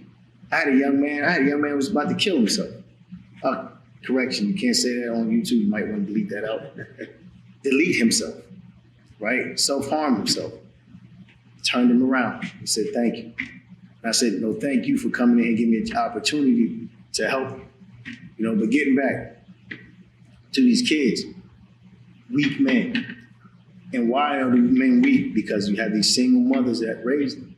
They're not stoic. They're not firm. What you mean, let me discipline my son? You shouldn't you mind your business. You stay in your lane. You're the mother. I'm the disciplinarian. He's out of line. Let me do my job. You do your job. You mind your business. Right now, it's between him and me. I'm doing my job. Now, if you're not going to let me do my job, we might as well end this relationship right now. And we'll go through the course. I get him on the days that I have. But you're not going to sit here in this house and tell me how to do my job. I'm a man. He's a young man. If I don't do it, the police are going to do it later on down the line. And they'll kill him. And that's going to be on you. And that's the problem is these mothers, these women, not all of them, but a majority of women in America, not just black women, majority of women in America have got this penis envy thing. And this feminist movement has messed them up. I don't need no man. I can do it on my own. And it's hurting the kids. We see it every day. I could tell a kid right now who's got both parents at home. When they walk through the door, they've got that balance. They got a different demeanor. Than other than the kids that come from a one-parent home. I could tell it. I could tell it right off the bat just by talking to them. Like, there's no balance there. And you can tell me, oh, you're just being, nah. I'm at ground zero. Come to a gym or any gym in your area. Not just, you don't have to come here. Pick a gym in your area in any community and see what comes to that door on a day-to-day basis with coaches like myself and instructors in any type of martial arts or boxing, whatever, deal with on a day-to-day basis. How messed up these kids are coming from these single-parent homes. Yeah. You know what I'm saying? I've got story after story, 12 years of stories of telling. I was on Scared Straight. Yeah. Remember that? Yeah. I was on Scared Straight. Yeah. And we've got to get back to community, man. Yeah. And I had a conversation segueing in. Kind of goes along with what we're doing, so it's not actually segue. Remember we went down to Tennessee for the fight, for the pro fight? And I told you I ran into that African brother down in the hotel room? Yeah. Yeah. Perfect example. Perfect example of what I'm talking about. To catch you guys up on what happened. We were in Tennessee last month. Was it last month? Last month. Yeah, last month for a pro fight. One of my pro boxers had a fight and won. Shout out to Turbo. And I go down like 2 a.m. to the lobby. I woke up excuse me, I was asleep. I woke up. I'm like, I'm hungry, so I'm gonna go down there and see if I can get something late at night delivered to the thing. It was a brother from Africa. I forget what part, what country in Africa. Yeah. But anyway, we just got to talking. I guess I was meant to be there. God put you in. That's how places this where you works. need to be. That's how it works. Right? So he said, why are you eating this late? I goes, because I'm hungry. Why are you mocking me? I'm like, because you asked me being nosy, man. Okay, I asked for a fly to get something to eat, man. I gotta explain to you why I'm eating, man. I'm not, don't get upset. I'm like, I'm not upset. I'm just messing with you, man. So we start chopping it up. Next thing you know, we go on the same thing we talk. Yeah. Why is the black community so messed up here in America? He's been here for a year. He had been here for a year and a half. His brother's in the army down there in Tennessee, so he came to stay with his brother. And we are out of control, and we are lazy, and we are all these terrible things. We are so messed up as Black Americans. Black Americans are just so, and all we do is complain, and we don't like to work, and we don't do. I'm like, man, really? I let him talk until I said, you finished? I said, as far as this lady, I said, our ancestors built this country. We built this country. This country was built off the backs of my ancestors. And because of my ancestors, we fought from 1870, whatever, all the way up to 1968, 69, after Jim Crow laws, and still fighting at some levels. You got the opportunity to stand here in front of me and tell me how screwed up and lazy we are. You left your country to come find a better way of life. We never left. We stayed here 10 toes down, my ancestors, and fought for you to have the right to come here and tell me how screwed up we are. Yeah. If we so screwed up, go back to your country and fix it. Because your country's messed up, that's why you're here. You come from your country to our country and tell us how screwed up we are. Black people. How lazy and degenerate we are. Wow. Well, I didn't mean it. Now you did mean it like that, bro. You know what I'm saying? Yeah. If you know you got the answer on how we need to be moving, take that same lesson that you hear preaching back to your country and fix your country. Because we didn't leave. We here. Still fight. We still fight. We still fight. And he got quiet. He was reading from the pamphlet that they give you when you come to America. I had to bring him down. So then after I humbled him, then I started teaching. Why is it messed up like that? Yeah. Why is it there's so much degeneracy in the Black community? And I walked him in from slavery. The police and woo-de-woo, I said, do you know the history of the policing in America? He's like, no. I said, okay. So I walked him through the history of the police. He said, because they don't respect the police. I'm like, American Black folks have always had issues with the police because of the history of the police. What do you mean the history? I said, okay. They started out as watchmen. That's it. Watchmen. He said, what is that? I said, you ever heard and seen the movies? Oh, 9 o'clock and all's well. If you got in trouble as a thief or something or whatever in the community that you were in back in the 1700s, they had you, one of your penances, you had to have a little a light, a candle, whatever. You walking through a lane and walking through town, normally with a chain or something, ankle bracelets on. Yeah. 9 o'clock and all's well. 10 o'clock and all's well. 11 o'clock and all's well. You had to watch the community to make up for the wrong that you did. When there was no need for that, then they went to, that was the first thing of policing, a lot of policing in America. Then it went to slave catching. The slave catcher. So he goes, you see his face. Yeah, you got to know American history, right? Real American history, not that sugarcoated stuff. I said, so those same police that you see today their predecessors were slave catchers. And that same mentality that they had back then, right? Yeah.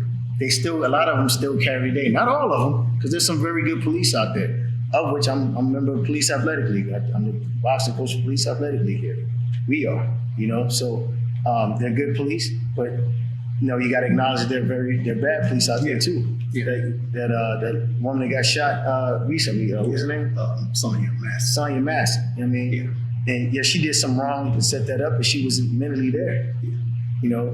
And we'll get to that later since we hitting on it, but I let them know, I said, and those slave catchers are now wearing badges and guns now, just like they did then. Yeah. And they're killing us in higher numbers. And they always have been. Yeah. So you get, but why? Because they are not listening. I say, no, because a lot of them are white supremacists. Yeah. What do you mean?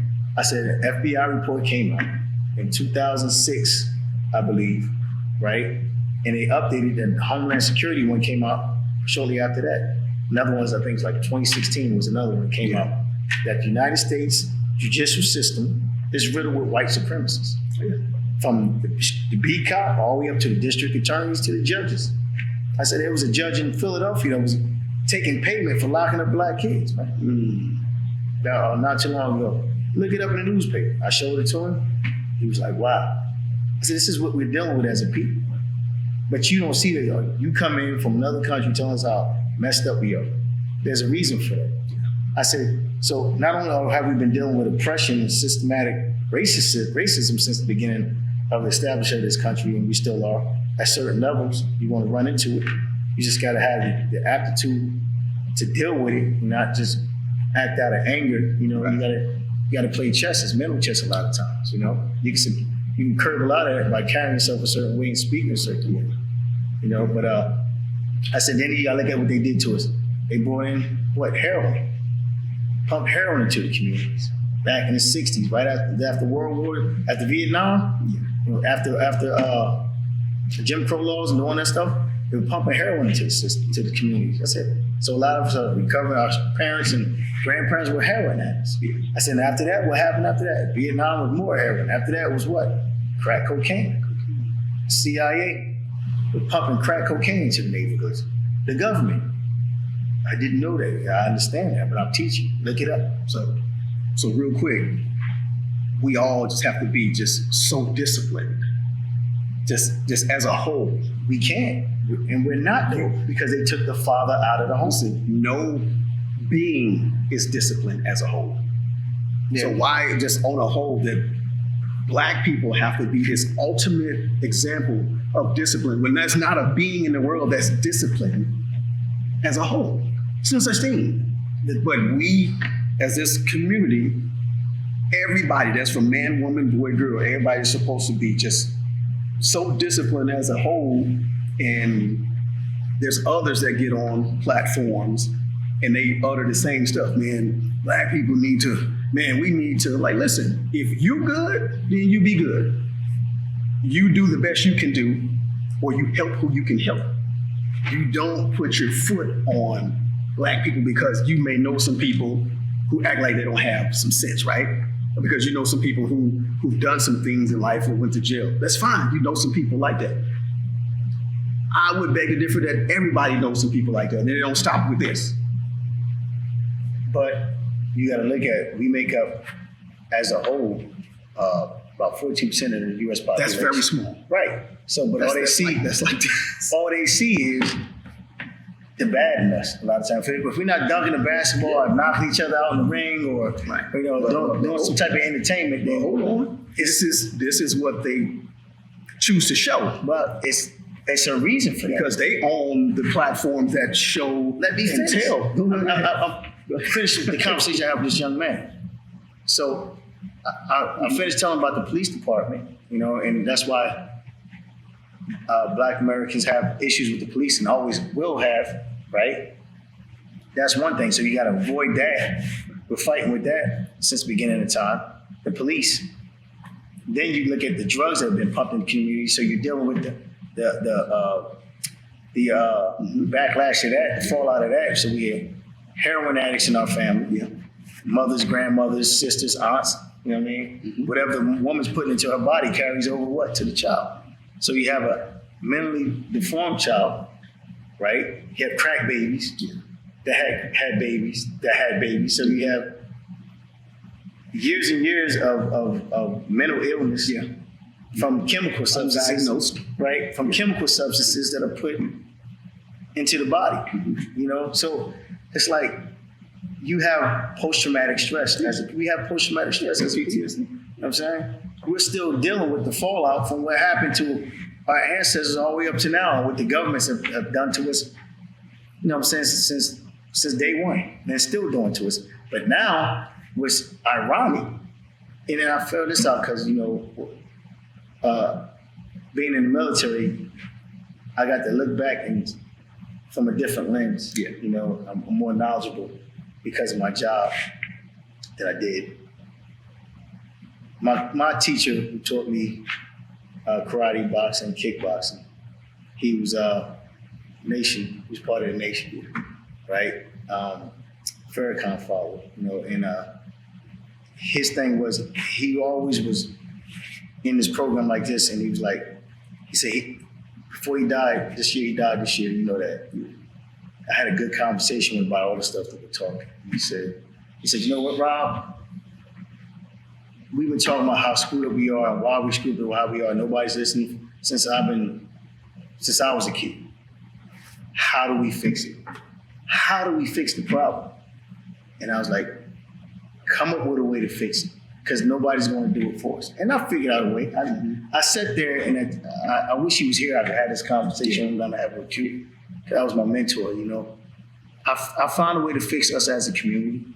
I thought about it, and I have the cure for our problem. And maybe we'll talk about it here, but getting back and closing with that conversation with that young man, after I explained all that to him, the degeneracy, I explained to him how to fix it. And I'm going to tell everybody how to fix it right now. Bring fathers back to the home. I said I went through how they came up with the welfare system and took the father out of the home because Black women at the time chose government assistance over the man, right?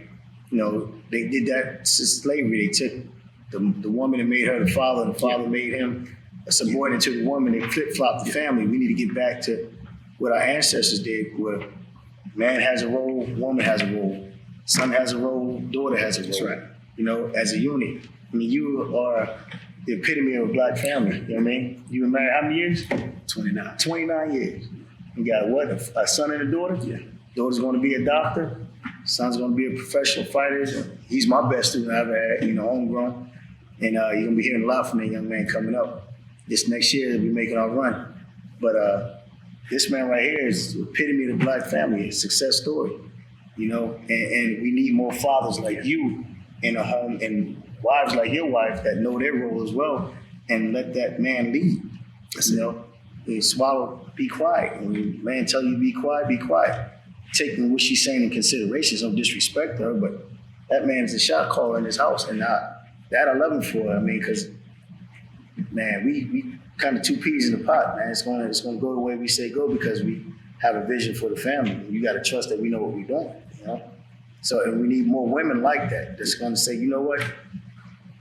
I might not like it right now, but I'm going to trust that you know what you're doing and let you do your thing. It's a hard one. You know what I'm saying? And I know y'all done had your problems. And marriage is rough. I go through it too.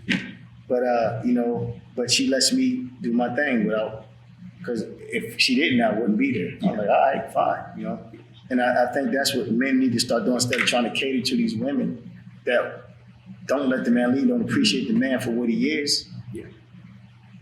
Let him be. Yeah. You don't need me. If you got all the answers to this thing, leave him alone. And I think once men start walking away and saying, knowing their worth and saying, you know what, I'm speaking from a male perspective. I'm not a woman. It's 2-3 sides of every story. It's his side, her side, and the truth. I'm speaking from the male perspective. There's a lot of weak men in this country right now. Black, white, Chinese, Puerto Rican, whatever. The Western world is kind of falling apart. And the reason for it because they've taken the men and the masculinity out of men.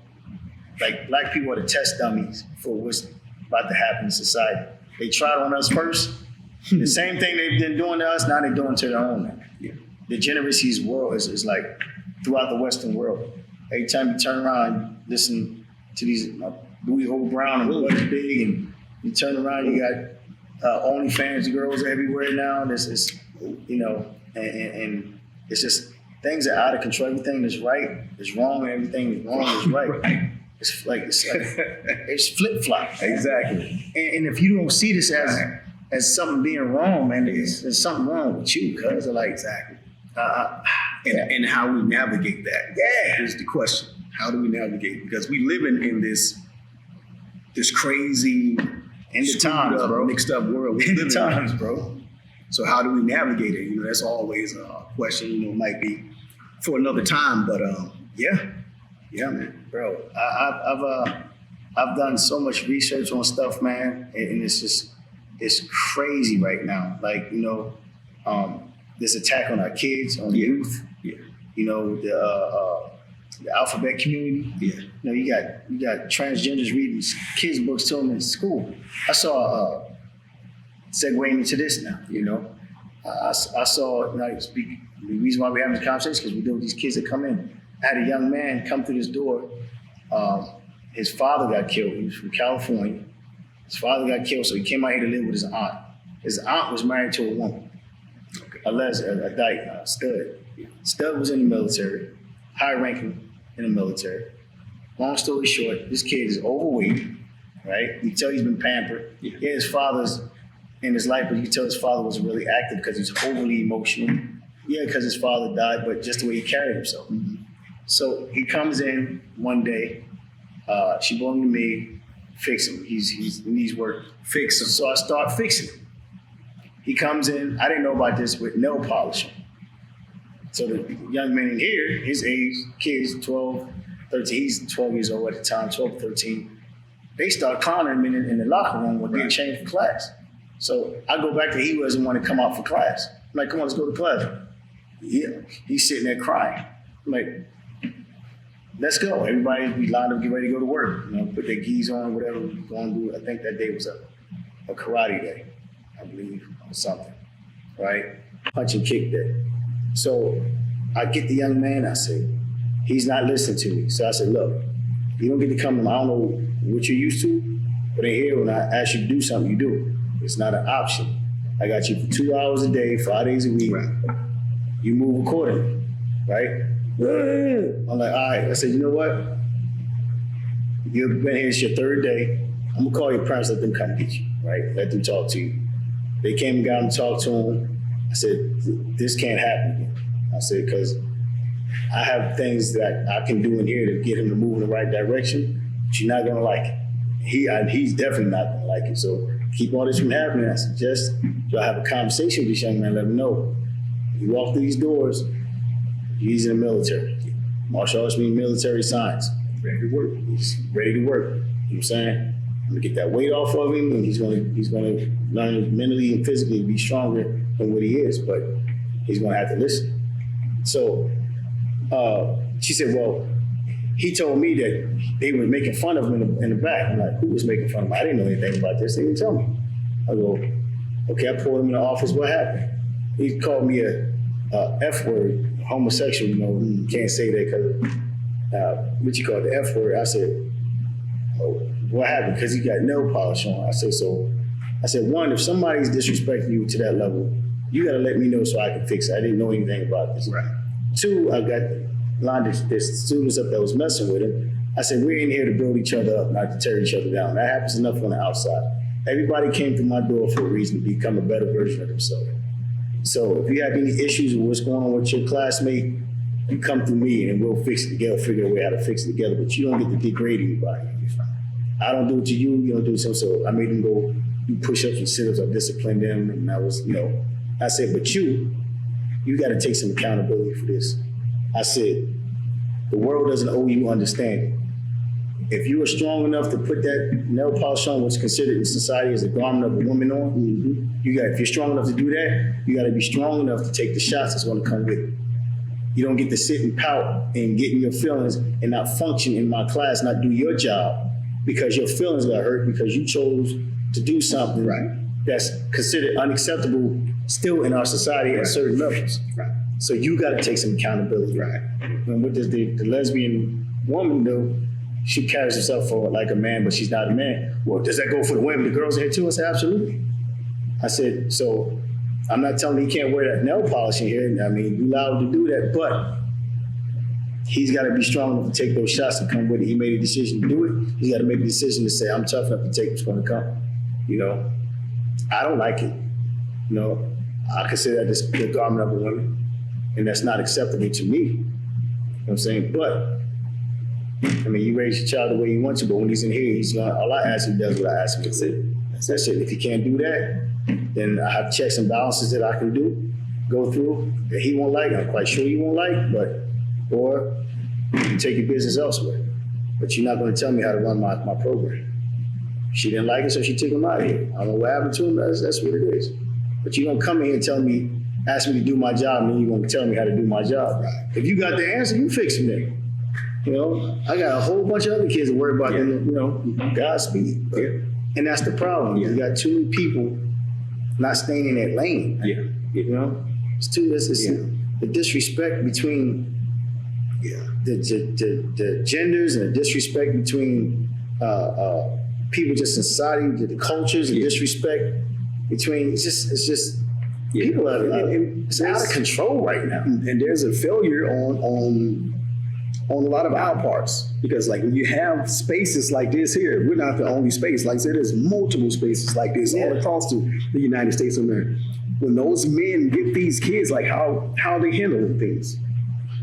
How are you truly handling things? Are you really stepping up and being that example when you have these young men and young women come into your spaces? Because this is where everybody comes. Fix them. This is where everybody comes, man. And you can line up the coaches and tell you that they've got a million stories about, well, this one time I got this one kid. It's fixed. So what are we doing? That you have some good coaches out here. Yeah, man. Some good teachers. And they're more than a teacher. They really pour into these young people, and you know, for lack of a better word, fix them. You know, you leave better than you came.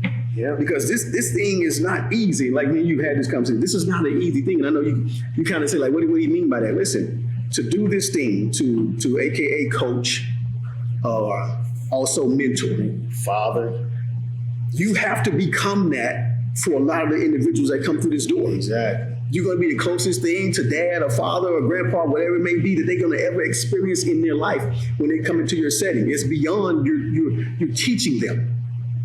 They're looking to you for other things. There's times when they need you. They need to actually hear your voice.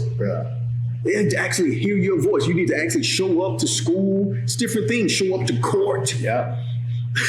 Show up to court on their behalf. Bring food because they don't have anything to eat. So this is how this marries each other. Because like I said, we on ground zero. I had students sleep. This is ground zero. Because of the house. This is ground zero. And sometimes the kids, you know, it'll be like their first employment. Like the coach will be like, listen, I have you work around the gym. Like, listen, these places are very impactful in a lot of cities. No idea. But we have to make sure that we're in position and we're doing right by the kids. And there's a lot of men out here that are not doing right by the kids because they're not stand-up men themselves. And that's an issue. But why? Get back to it. You can't tell a man how to be if he don't have a man teach him how to be a man. This is true. You know, this is true. You get a lot of these football coaches. You know what I'm saying? Where like, all right, they taking the place of that father because the father ain't in home. You know, and man, I can tell you that's a whole nother topic. It's crazy. That's a whole nother topic. But it's crazy. In closing, and getting out of this, man, it's a lot of stuff that reasons why we as a people are as messed up as we are in the Black community. And I think the work that needs to be done, like I could fix our community. I have the answer to fix our community right now. You want to know what it is? What is it? Honestly, how to get from reparations to getting the Black family back together. You know what I mean? To just get rid of the degeneracy. Tell me, brother. Y'all sure y'all want to know this? Quite sure. The answer to fixing the Black community is very simple. The way it's supposed to work. God, Father, Mother, the Son, the daughter. You keep things in that and along those perimeters, bring the fathers back in the home. The father kneels to God, asks for his guidance. That's it. Communicate that to the mother. That's it. The mother's the first teacher of the child. That's it. And the child's play their role. That's it. And then mothers know when to step back and let father be the father, lead the family, disciplinarian-wise, financially, all that other stuff. Know your role. We've gotten away from the fundamentals, man. And now it's this feeling thing. I hear all the time, I feel like. Yeah. I hate that saying so much. I feel, that's why I'm wearing this shirt. I feel as though, you got men saying, I feel like. Yeah. What happened to think? Yeah. What happened to thinking? People no longer think. It's about your feelings. Your feelings. Nobody cares. The world doesn't owe you understanding, man. You know what I'm saying? Because you feel a certain way doesn't move me. What do you think? What do you think? You know, I don't care about how you feel. Somebody tell me how they feel, I walk off, man. I don't want to hear it. Take that somewhere else. I don't care about your feelings. Your feelings. All day. 100 times sideways.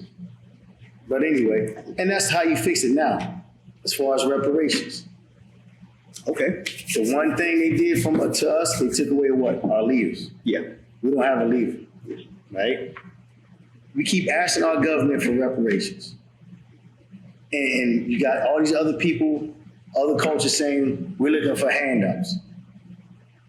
We need to pull ourselves up again by the bootstraps. Yeah. Stop looking for handouts and welfare and all this other stuff. We weren't slaves. You know what I'm saying? So, you know, we need to stop. Shut up. Shut up. Our ancestors were promised after they were freed, right? 40 acres in the mule. Yeah. They never came clean on it. Our ancestors built this mud. Every culture who has been done wrong by the U.S. government in this country have been paid reparations. From the Japanese, right? Yeah. To, hold on. Let me get it right. Okay. Okay. Here we go. I want to make sure I get this right. Yeah, we have to stand on it. Japanese Americans in World War II, they got paid reparations, right? $20,000 a piece for each Japanese person that was put on the concentration camps, right? Native Americans, different tribes, were paid reparations because of broken treaties. Were paid $3.4 billion, right? The Jews from the Holocaust. Okay, here we go. Right here, that's yourself. The U.S. hasn't paid directly to Jewish people for the Holocaust. However, it has supported and facilitated reparations and compensation efforts primarily overtaken by Germany for other entities. The U.S. has played a significant role in negotiations and establishment of various compensating Holocaust survivors. German reparations were handed out to Holocaust survivors in Luxembourg in 1952. $3 billion. Oh, yeah. We didn't even do anything to do with it. Whoa. 450 million Deutschmarks were paid to the Jewish Congress. That's crazy. But we need to shut up and stop begging as a people. Yeah. Right? And they still do billions of dollars with, they gave the Jewish people a whole country. Yeah. The UN kicked all the Palestinians out. I'm not showing favoritism towards anybody, but this has happened. This is history. Kicked all the Jewish people out, the Palestinians out in 1948, I believe it was, 1948. Yeah. Kicked them all out. Got 30 days to vacate and established the country of Israel. Wow. That's what it is. And that's why you have unrest in the Middle East today. Wow. You know, they paid them out. They paid, who else got paid reparations-wise? United Kingdom, mandatory, yeah. So anyway, every culture that's been done wrong by the U.S. has been paid some type of compensation. Right. So we're asking for and that trickle down effect like they do with the rich here. And the trickle down effect. If there's more money, because what it's going to do is boost the economy. Yeah. They're saying if they pay off reparations, that it will break the economy.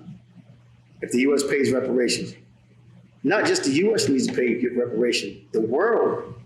Everybody who had a hand in the Atlantic slave trade, every country needs to pay some type of reparations to us, not just to, American black people, but that should go further, even down to the Caribbean blacks, to the, but I'm just bring it back to America. How do we get our reparations? We need to get a seat at the UN. We need to have a representative of our culture, the only 12%, because we make up 14% of the population. I don't know if you know this, as black people in America. That includes foreigners, foreign black people, Jamaicans, Africans, black Puerto Ricans, Brazilians, whatever. They add. Right, they add, but the FBAs, Yeah. or ADOS, whatever you want to be, the actual people or descendants of slaves here, like myself and you, Right. we only make up 12% of the population, right? So my thing is, we need to unify and establish a leader like a Martin Luther King, a Farrakhan, you know, anybody who's well-spoken, well-educated, we need to have our own hierarchy, a president, a vice president, you know, a secretary or whatever, you know. We need to have our own congressional panel. We need a form of country. Right. We need to come up with a flag, establish our flag, like Power Fist, and I say with the red, black, and green. Oh, it is what it is. But that, and then have somebody go speak on our behalf at the United Nations and bring our complaint up to them. Right. And then, like the Native Americans did, we'll get some type of compensation. Because we have no seat at that table. Right, we don't have a seat at that table. Representative, or we have no, for lack of a better word, country. We don't have any unity to even get to that point. But that's how we get our reparations, and that's how we get our head up as a people, you know? So, and it was like, well, you're looking for money. Okay. Moving that aside, that's how we get the reparations, how we start seriously making a move in that direction, because asking the government for it, they empty promises. It's not going to happen. But say if we went the empty promises route, how do we get that? Certain tribes in the Indian Nation, Native American Nation, they that casino is right up the street. That's a Native American casino, right? They had it built right here in the middle of the urban area. They have programs like that. Certain tribes get a lump sum of money when they turn 18. Right? Yeah. The kids, when they turn 18, they get so many thousands of dollars from the government. Okay. Right? So we've been done just as wrong. Yeah. You know, so us as a people, they still get it. So my thing is, how do we get that way? If it's so hard, it's going to break the U.S. economy to pay us out on the reparations that our ancestors put in the free labor that's accumulated. Because I think you look at the cost of how much slavery helped the U.S. economy, built the U.S. economy, it came out to like over $750 trillion over time. You know what I'm saying? That's a low ball in areas. It says way over that, but if they had to give a number, it's in the 700 to 800,000 low area. And trillions of dollars. That's how much that economic growth over the years accumulated to. So it will break us. So you got to pay 12% of the population that type of money. Oh, it's going to break us. The economy's in the trash. Okay. So how about this? No taxes. No state tax. No federal tax. No taxes on food. No type of tax. 12%. You take 12% of the population that doesn't have to pay taxes. Not going to break the U.S. economy. It's not. And then on top of that, no taxes, give us free colleges. Free college. They did for the Native Americans in certain tribes. Free college. Right? No taxes, free college. That's it. Problem solved. Sounds good. Problem solved. That's if we're going to go that route where we just asking our government to pay some money instead of all the governments, Great Britain and Portugal and France and Spain, everybody who has something to do with that American Atlantic slave trade, man. You know, so that's solved right here, right in this gym. You just got Coach Rob just solved the whole problem of reparations and getting the black family back together. That's it. And moving in one direction, putting us back there, fixing us as a people. That's it. Right? Somebody got to do it. That's how you do it. That's it. Bring fathers back in the home, get a seat, build up a congressional panel in the black community, establish a flag, establish us as a people, because we're established as a color, not as a people. Right. We're black, okay. Come up with a name, fundamental Black Americans or ADOS. American descendants of slaves, whatever you want to call it. You come up with a name, not a color. Right. Establish a flag, establish a leader that can speak on our behalf and get a seat at the UN, and we can get reparations not just from the U.S., but some type of compensation from all those countries that had something to do with the Atlantic slave trade. Wow, you heard it here. That's how good. I just fixed it. You heard it here. Right? You heard it here. And I'm not that smart. I'm not that smart. Listen, Abe, listen. I'm not a genius. Listen, God has to be in it. There He you has go. to be at the forefront of it. There you go. Everything. If anything is going to work, God has to be in it. God, husband, the wife, son, the daughter. That's it. Right? And that's and finally how to fix us as a country, right? Because it bleeds out. Yeah. Everything that the black culture does feeds the world. American blacks, we feed the world. Yeah. They watch what we do. Yeah. Right? Everything we've done and contributed to our society as a culture, they say that black culture is trash. To y'all who say that, I say you're trash for saying it. That's what they're saying now. You know what I'm That's saying? the kind of the way. Yeah. Black culture is trash. Or you don't have a culture. Right. We don't have a culture, but at the same time, we built, not only the inventions that us as a people contribute to society, right? Not only just the inventions, just a long list, go look them up. Yeah. Just from what we watch from the world culturally, our music, jazz, we invented that. That got taken away from us.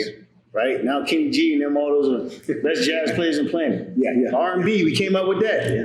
They did that. And Everything. Alan Thicke came in and all them, Justin Bieber and all those, they came and took that. You know what I'm saying? What else? Rock and roll. Rock and roll. We invented rock and roll. Yes, sir. Right? Yes, sir. Came in, Led Zeppelin, all them greatest rock bands ever. Yes, sir. Right? Yes, Everything country music. Mm-hmm. You know what I'm saying? Mm-hmm. Country music. By us. Right? Now we can't. They mad because Beyonce singing country music. Cowboys. A lot of y'all don't know that. We were the first cowboys. Talk to them. Right. We was down in Virginia Beach. It was funny as hell. True stories years ago. Down there, we take those old Western pictures down there. Yeah. We put on the old costumes. Yeah. Man, this brother walked in with a cowboy hat, right? Big gallon cowboy hat, had a big brass with belt couple with some Timbs on, unlaced up with the jeans. Hey, and it was a real. It was a real, I ain't gonna say redneck or whatever you want to call it, bro. He looked at my man, and my man looked at him, started rocking in his Timbs, looked at him, winked, and was like, God damn, and walked out. We can't have nothing. He said that on the way out, bro. I cried. I was in there crying. He was like, my man looked at me and said, he ain't mad, is he? They done took that. They done took that. And not that he took it, Bruh. he wore it. Bruh, but the shit was so hilarious, bro. I cracked up, and I said, he doesn't know that we were the first No, he cowboys. doesn't. For y'all who don't I can know, guarantee he didn't know. Black history as well. We were the first. Our ancestors were the first cowboys, man. Why? Because the white folks back then were considered cattle ranchers or ranch handlers, right? They would call us boys. Go get that cow, boy. You know what I'm saying? Boy, get over here and get that, boy. So we were less than human beings, less than men, so they called us cowboys, but it caught on. The name caught on, and it became cool to be a cowboy, right? Like it always You know what I'm does. saying? And they took that from us. Yeah. So you see a brother with a cowboy hat and cowboy boots, he ain't no sellout. That's the culture. That's black culture. We started that. You know what I'm saying? We were the original, black men were the original cowboys, man. There it is. A lot of people don't know that. There So it again, is. getting back, everything from rock and roll, jazz, country music, being cowboys, what else? Rap music now. Number one rapper now, where is it? What? Eminem. I'm saying you got Machine Gun Kelly. God bless him, not to say, but I'm just saying everything we do, Yeah. here they, as soon as we start getting it, here they come. Yeah. Here they come. You know? And I'm not saying that I'm not racist. You know what I'm saying? I got white friends that I love to death. They call me, I got to call Chuck. You mind me call Chuck? I got to call Chuck. Hit me up. He going to cuss me out. My bad, Chuck, if you're out there watching this. Love you, bro. But and then to spring it back into, our sport. What's the thing that they want the most in our sport? Oh man, we had that. Dang, Greg, you messed the bag up, man. You dropped the bag, Greg. You know what I'm saying? Great White Hope. Yeah, I know, but I mean, and it's some great white hope. I mean, because again, boxing is very cultural. It ain't just white. See how this correlates, right? White men make up, they're 75% of the population. Man, white culture is, the only small minority. So yeah, boxing, the sports period is very cultural. You know what I mean? It's us against them. It's either America versus another country, or it's black against white, it's Mexican against Puerto Rican, it's Cuban against Puerto Rican and Mexicans, whatever. It's very cultural. There's always these underlying things, differences. You're watching the event, but all these things lie underneath. There are people that are tuned into it for very specific reasons. It's beyond just watching this fight. Right. They like, hey man, whoop that. Right? Yeah, we're gonna beat that boy tonight. Exactly. You know what I'm saying? It is what it is. You see that, especially in MMA, you see it. Yeah, what it is. Because like I said, there's the cultural, issues that we have with everything. People are tuned in, especially as it relates to who they are. Right. Who they are. It's beyond like, okay, I want to see matchups. Yeah, people say that. But at the end all be all, you're looking at the people that are matched up. Right. And you're picking a side. Exactly. It's beyond who, some of us can articulate, I like this individual better. But the rest of the world is like, no, that's my countryman, or no, he looked like me, or no. That's basically what it's based on. Yeah. And they don't know nothing about the sport, but if he can whip that boy, he good. Woo, that boy good. Man, that boy good. We got it. Yeah. We got it. And I'm going to say this. Not all white people are racist, man. No. White folks, just like Puerto Rican folks, there's some good in every culture, and there's some assholes in every culture. I judge a man by the content of his character, the color of his skin, man. Because I've been screwed over by my own people. Yeah. And I had white folks and Mexican folks and Puerto Rican folks pull me up like, hey, man, we got you, bro. You know what I'm saying? So to get caught up in that, your enemy is not white people. If you're a black person here in America, your enemy is not the white man. It's not. Your enemy is white supremacists.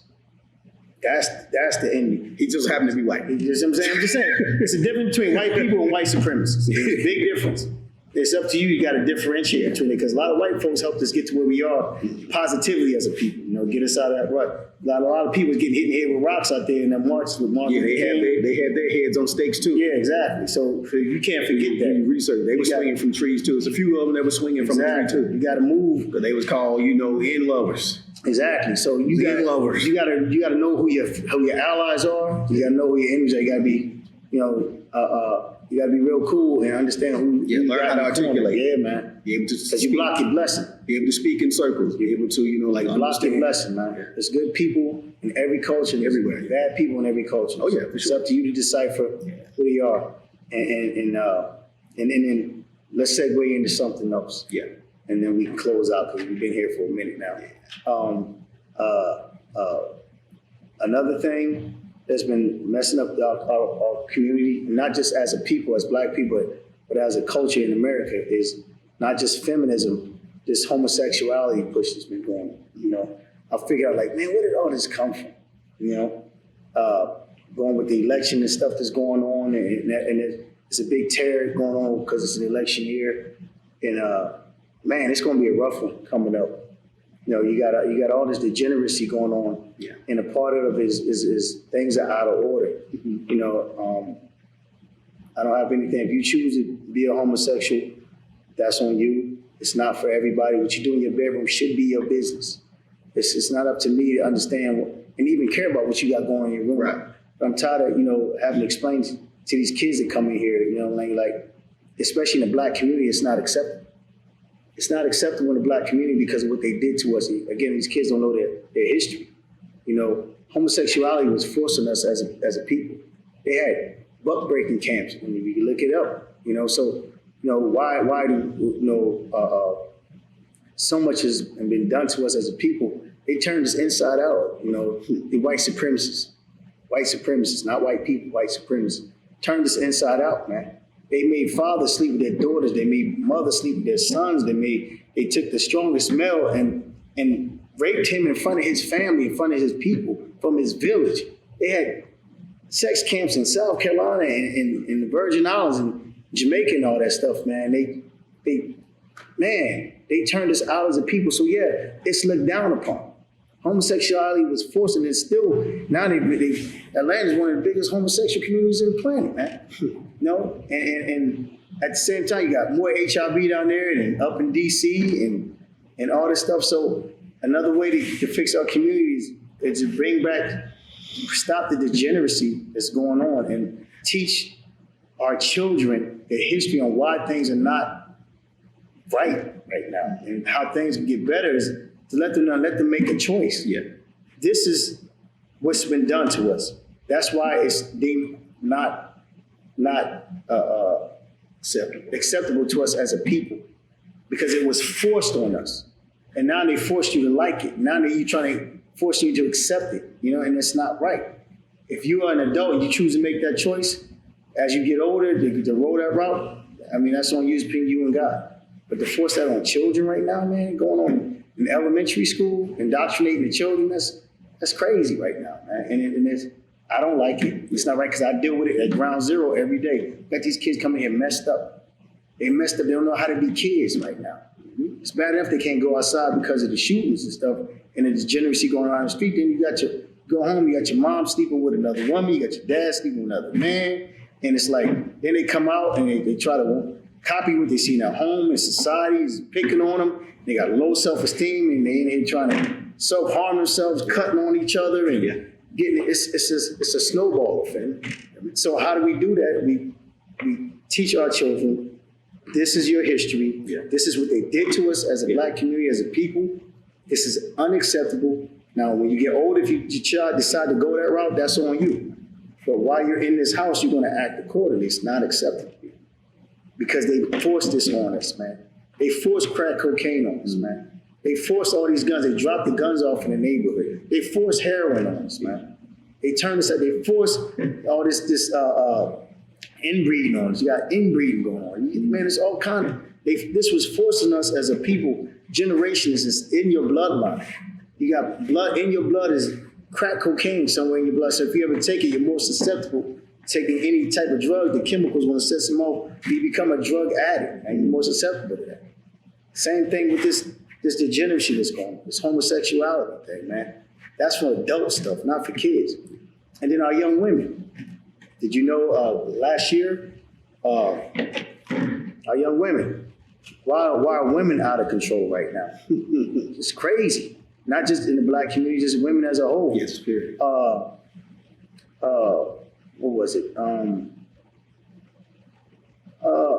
Wow. It was a thing, came out, they got a study. Did you know that it was done by Wales, University of Wales over in England? Okay. Every time a woman has sex with a man, his DNA is passed to her. Mm-hmm. That's how babies are made. Right. His DNA stays with her. Mm-hmm. So every time a man ejaculates, so however many sex partners you have, it attaches to their brain, to their spinal cord. Mm-hmm. Look it up. I'll get the study. The next time we do this, I'll get the study and put it out there. Anybody want to debunk me, you debunk the people who did it over, and they did it last year. I think it was 2022, I believe it was, or 2023. It came out. So if you're sleeping with 50 minutes, why a lot of these women are bipolar and acting out of, because they've got like 30, 40, 50, 300 personalities in it. And it's you women, you cannot unhealthy person. Yeah, you can't move like men. We are not the same. We complement each other. We are not the same. Yeah. You can't, all this promiscuous sex and stuff. I mean, yeah, it's fun and all this other stuff you think is hot girl summer, but you got daughters at home. Every time a man ejaculates in a woman, he's passing his DNA to her, scientifically proven. They did the research. I have the research to you. I'll put the link, send it to you, put the link in the bottom of it for the fact checkers, right? I'm just telling you what I read. But the science is proven. It stays with her. It attaches to her brain and attaches to her spinal cord and her spinal fluid. And even when they say, even when a woman has a male child, his DNA stays with the mom, attaches to the brain. Mm-hmm. The testosterone, DNA, the imprint of that male child is with the mother, always. And every man that she slept with is imprinted in her, attaches to her. It's crazy. So imagine that. Makes sense, though. Imagine that. Makes sense. You know what I'm saying? Yeah, makes sense. If that's 100% correct, imagine that. Yeah. And it actually, like say they did the study. Yeah. And, when you really think about it, it makes sense. The idea that like how it stays with you, something that goes inside of you, inside of your body. Yeah. It gets inside of your whole system. The same idea as sugar and everything else that goes in you, that stays in you, that actually harms you over time. So it makes sense. But makes sense. How crazy that is, though. Yeah, that's right. It's like, man, and everybody's sex is fun. It's all this other stuff, but when you look at it, you take it back. What's the product? Maybe that's the issue, because the thing is, I know we think about it in a certain light, but the main sex is not supposed to be fun. It's supposed to be for procreation. You know what I'm saying? It's enjoyable, feels good, it's dopamine hit. You know what I'm saying? Yeah. But it's not supposed it's to be the fun. bond that a man has with a woman. Right? Yes. And it goes back to that. And did you know, on the same study, it said that the first male partner the woman has, his imprint is so imprinted in her that it passes to the first child. That's wild. Yeah, so that first man's imprint is in that woman's firstborn child. It's funny you say that. Even if it goes, like, she goes with another man, she didn't get pregnant by her first. Yeah. That man's DNA is in her. His DNA passes to that child from her husband. Listen to this, that you said that, right? I've always been an advocate of this. I tell people this all the time, anybody who would listen. Right. Because, the way women are wired, and people got to understand, we're just wired differently, right? The way they're wired, that guy who, how they use the term first love. Right. Here's the issue with that as it relates to females. Right. Because and it goes back to kind of like what you're saying, that imprint on her. Right. That first love, or whatever you think is love, that infatuation is so deep with them. She could be in a completely different relationship. They can be completely years gone. That guy can show up today and you might have an issue with your relationship. Yep. Because he in town. Yep. If he did it right. He in town. Even if he did it wrong, he's going to have an effect on her. He's going to have an effect on her. Yeah. She might try to, if she don't do anything with him, she still might try to sneak off just to have a conversation. Her heart going to drop. Yeah. I've always, like saying, and to bring it together, like you're saying, that imprint, that's probably what it is. Like you and a young couple, that young lady gonna find a way to get over there when she find out old cool Chris in town, or he out the bean or whatever. You'll think like, nah, that don't make sense.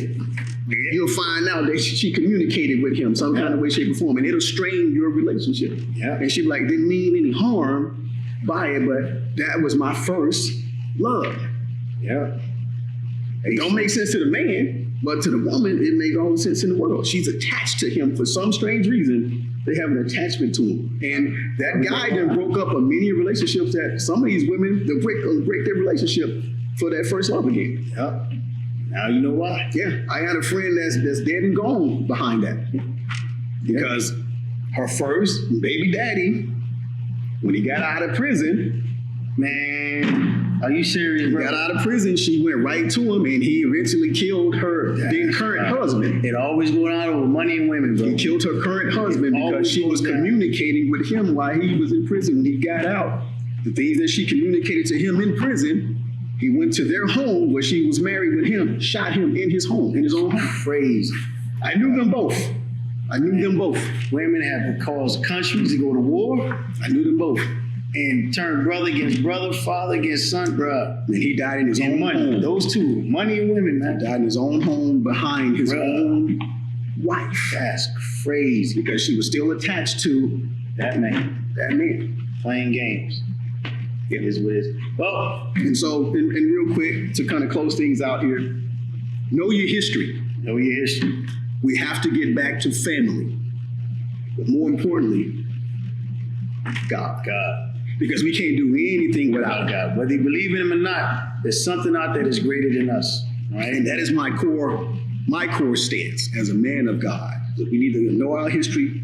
We got to get back to family, but we definitely got to get to God. If it's anything that we can hold on for sure, it's God. And understanding he's the only one that's going to get us back to where we need to be and to the prominence that we're supposed to have.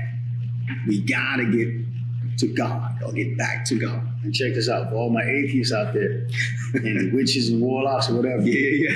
There's good and evil. Mm-hmm. As much as there's evil, there's good. Yeah. For those atheists who don't believe in either one, what did it say? The theory of evolution has been debunked, right? Mm-hmm. They're going to something else now.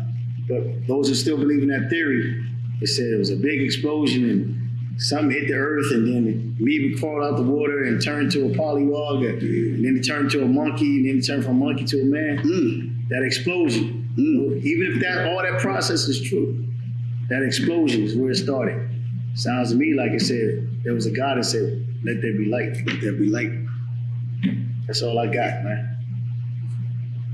That being said, thank you guys for tuning in. Hey, listen, this has been TKO Boxing, the technical knowledge of boxing. But tonight, we married the two. We married the sport and we married it with the world, because the two are coincide. Because yes, we do boxing, but we also deal with the woes of the world and the things that goes on within the world that we live in. And as we stated, with the children, the young men, and young women that come through these doors who are attached to the world and the problems of the world. So we have to take a stance.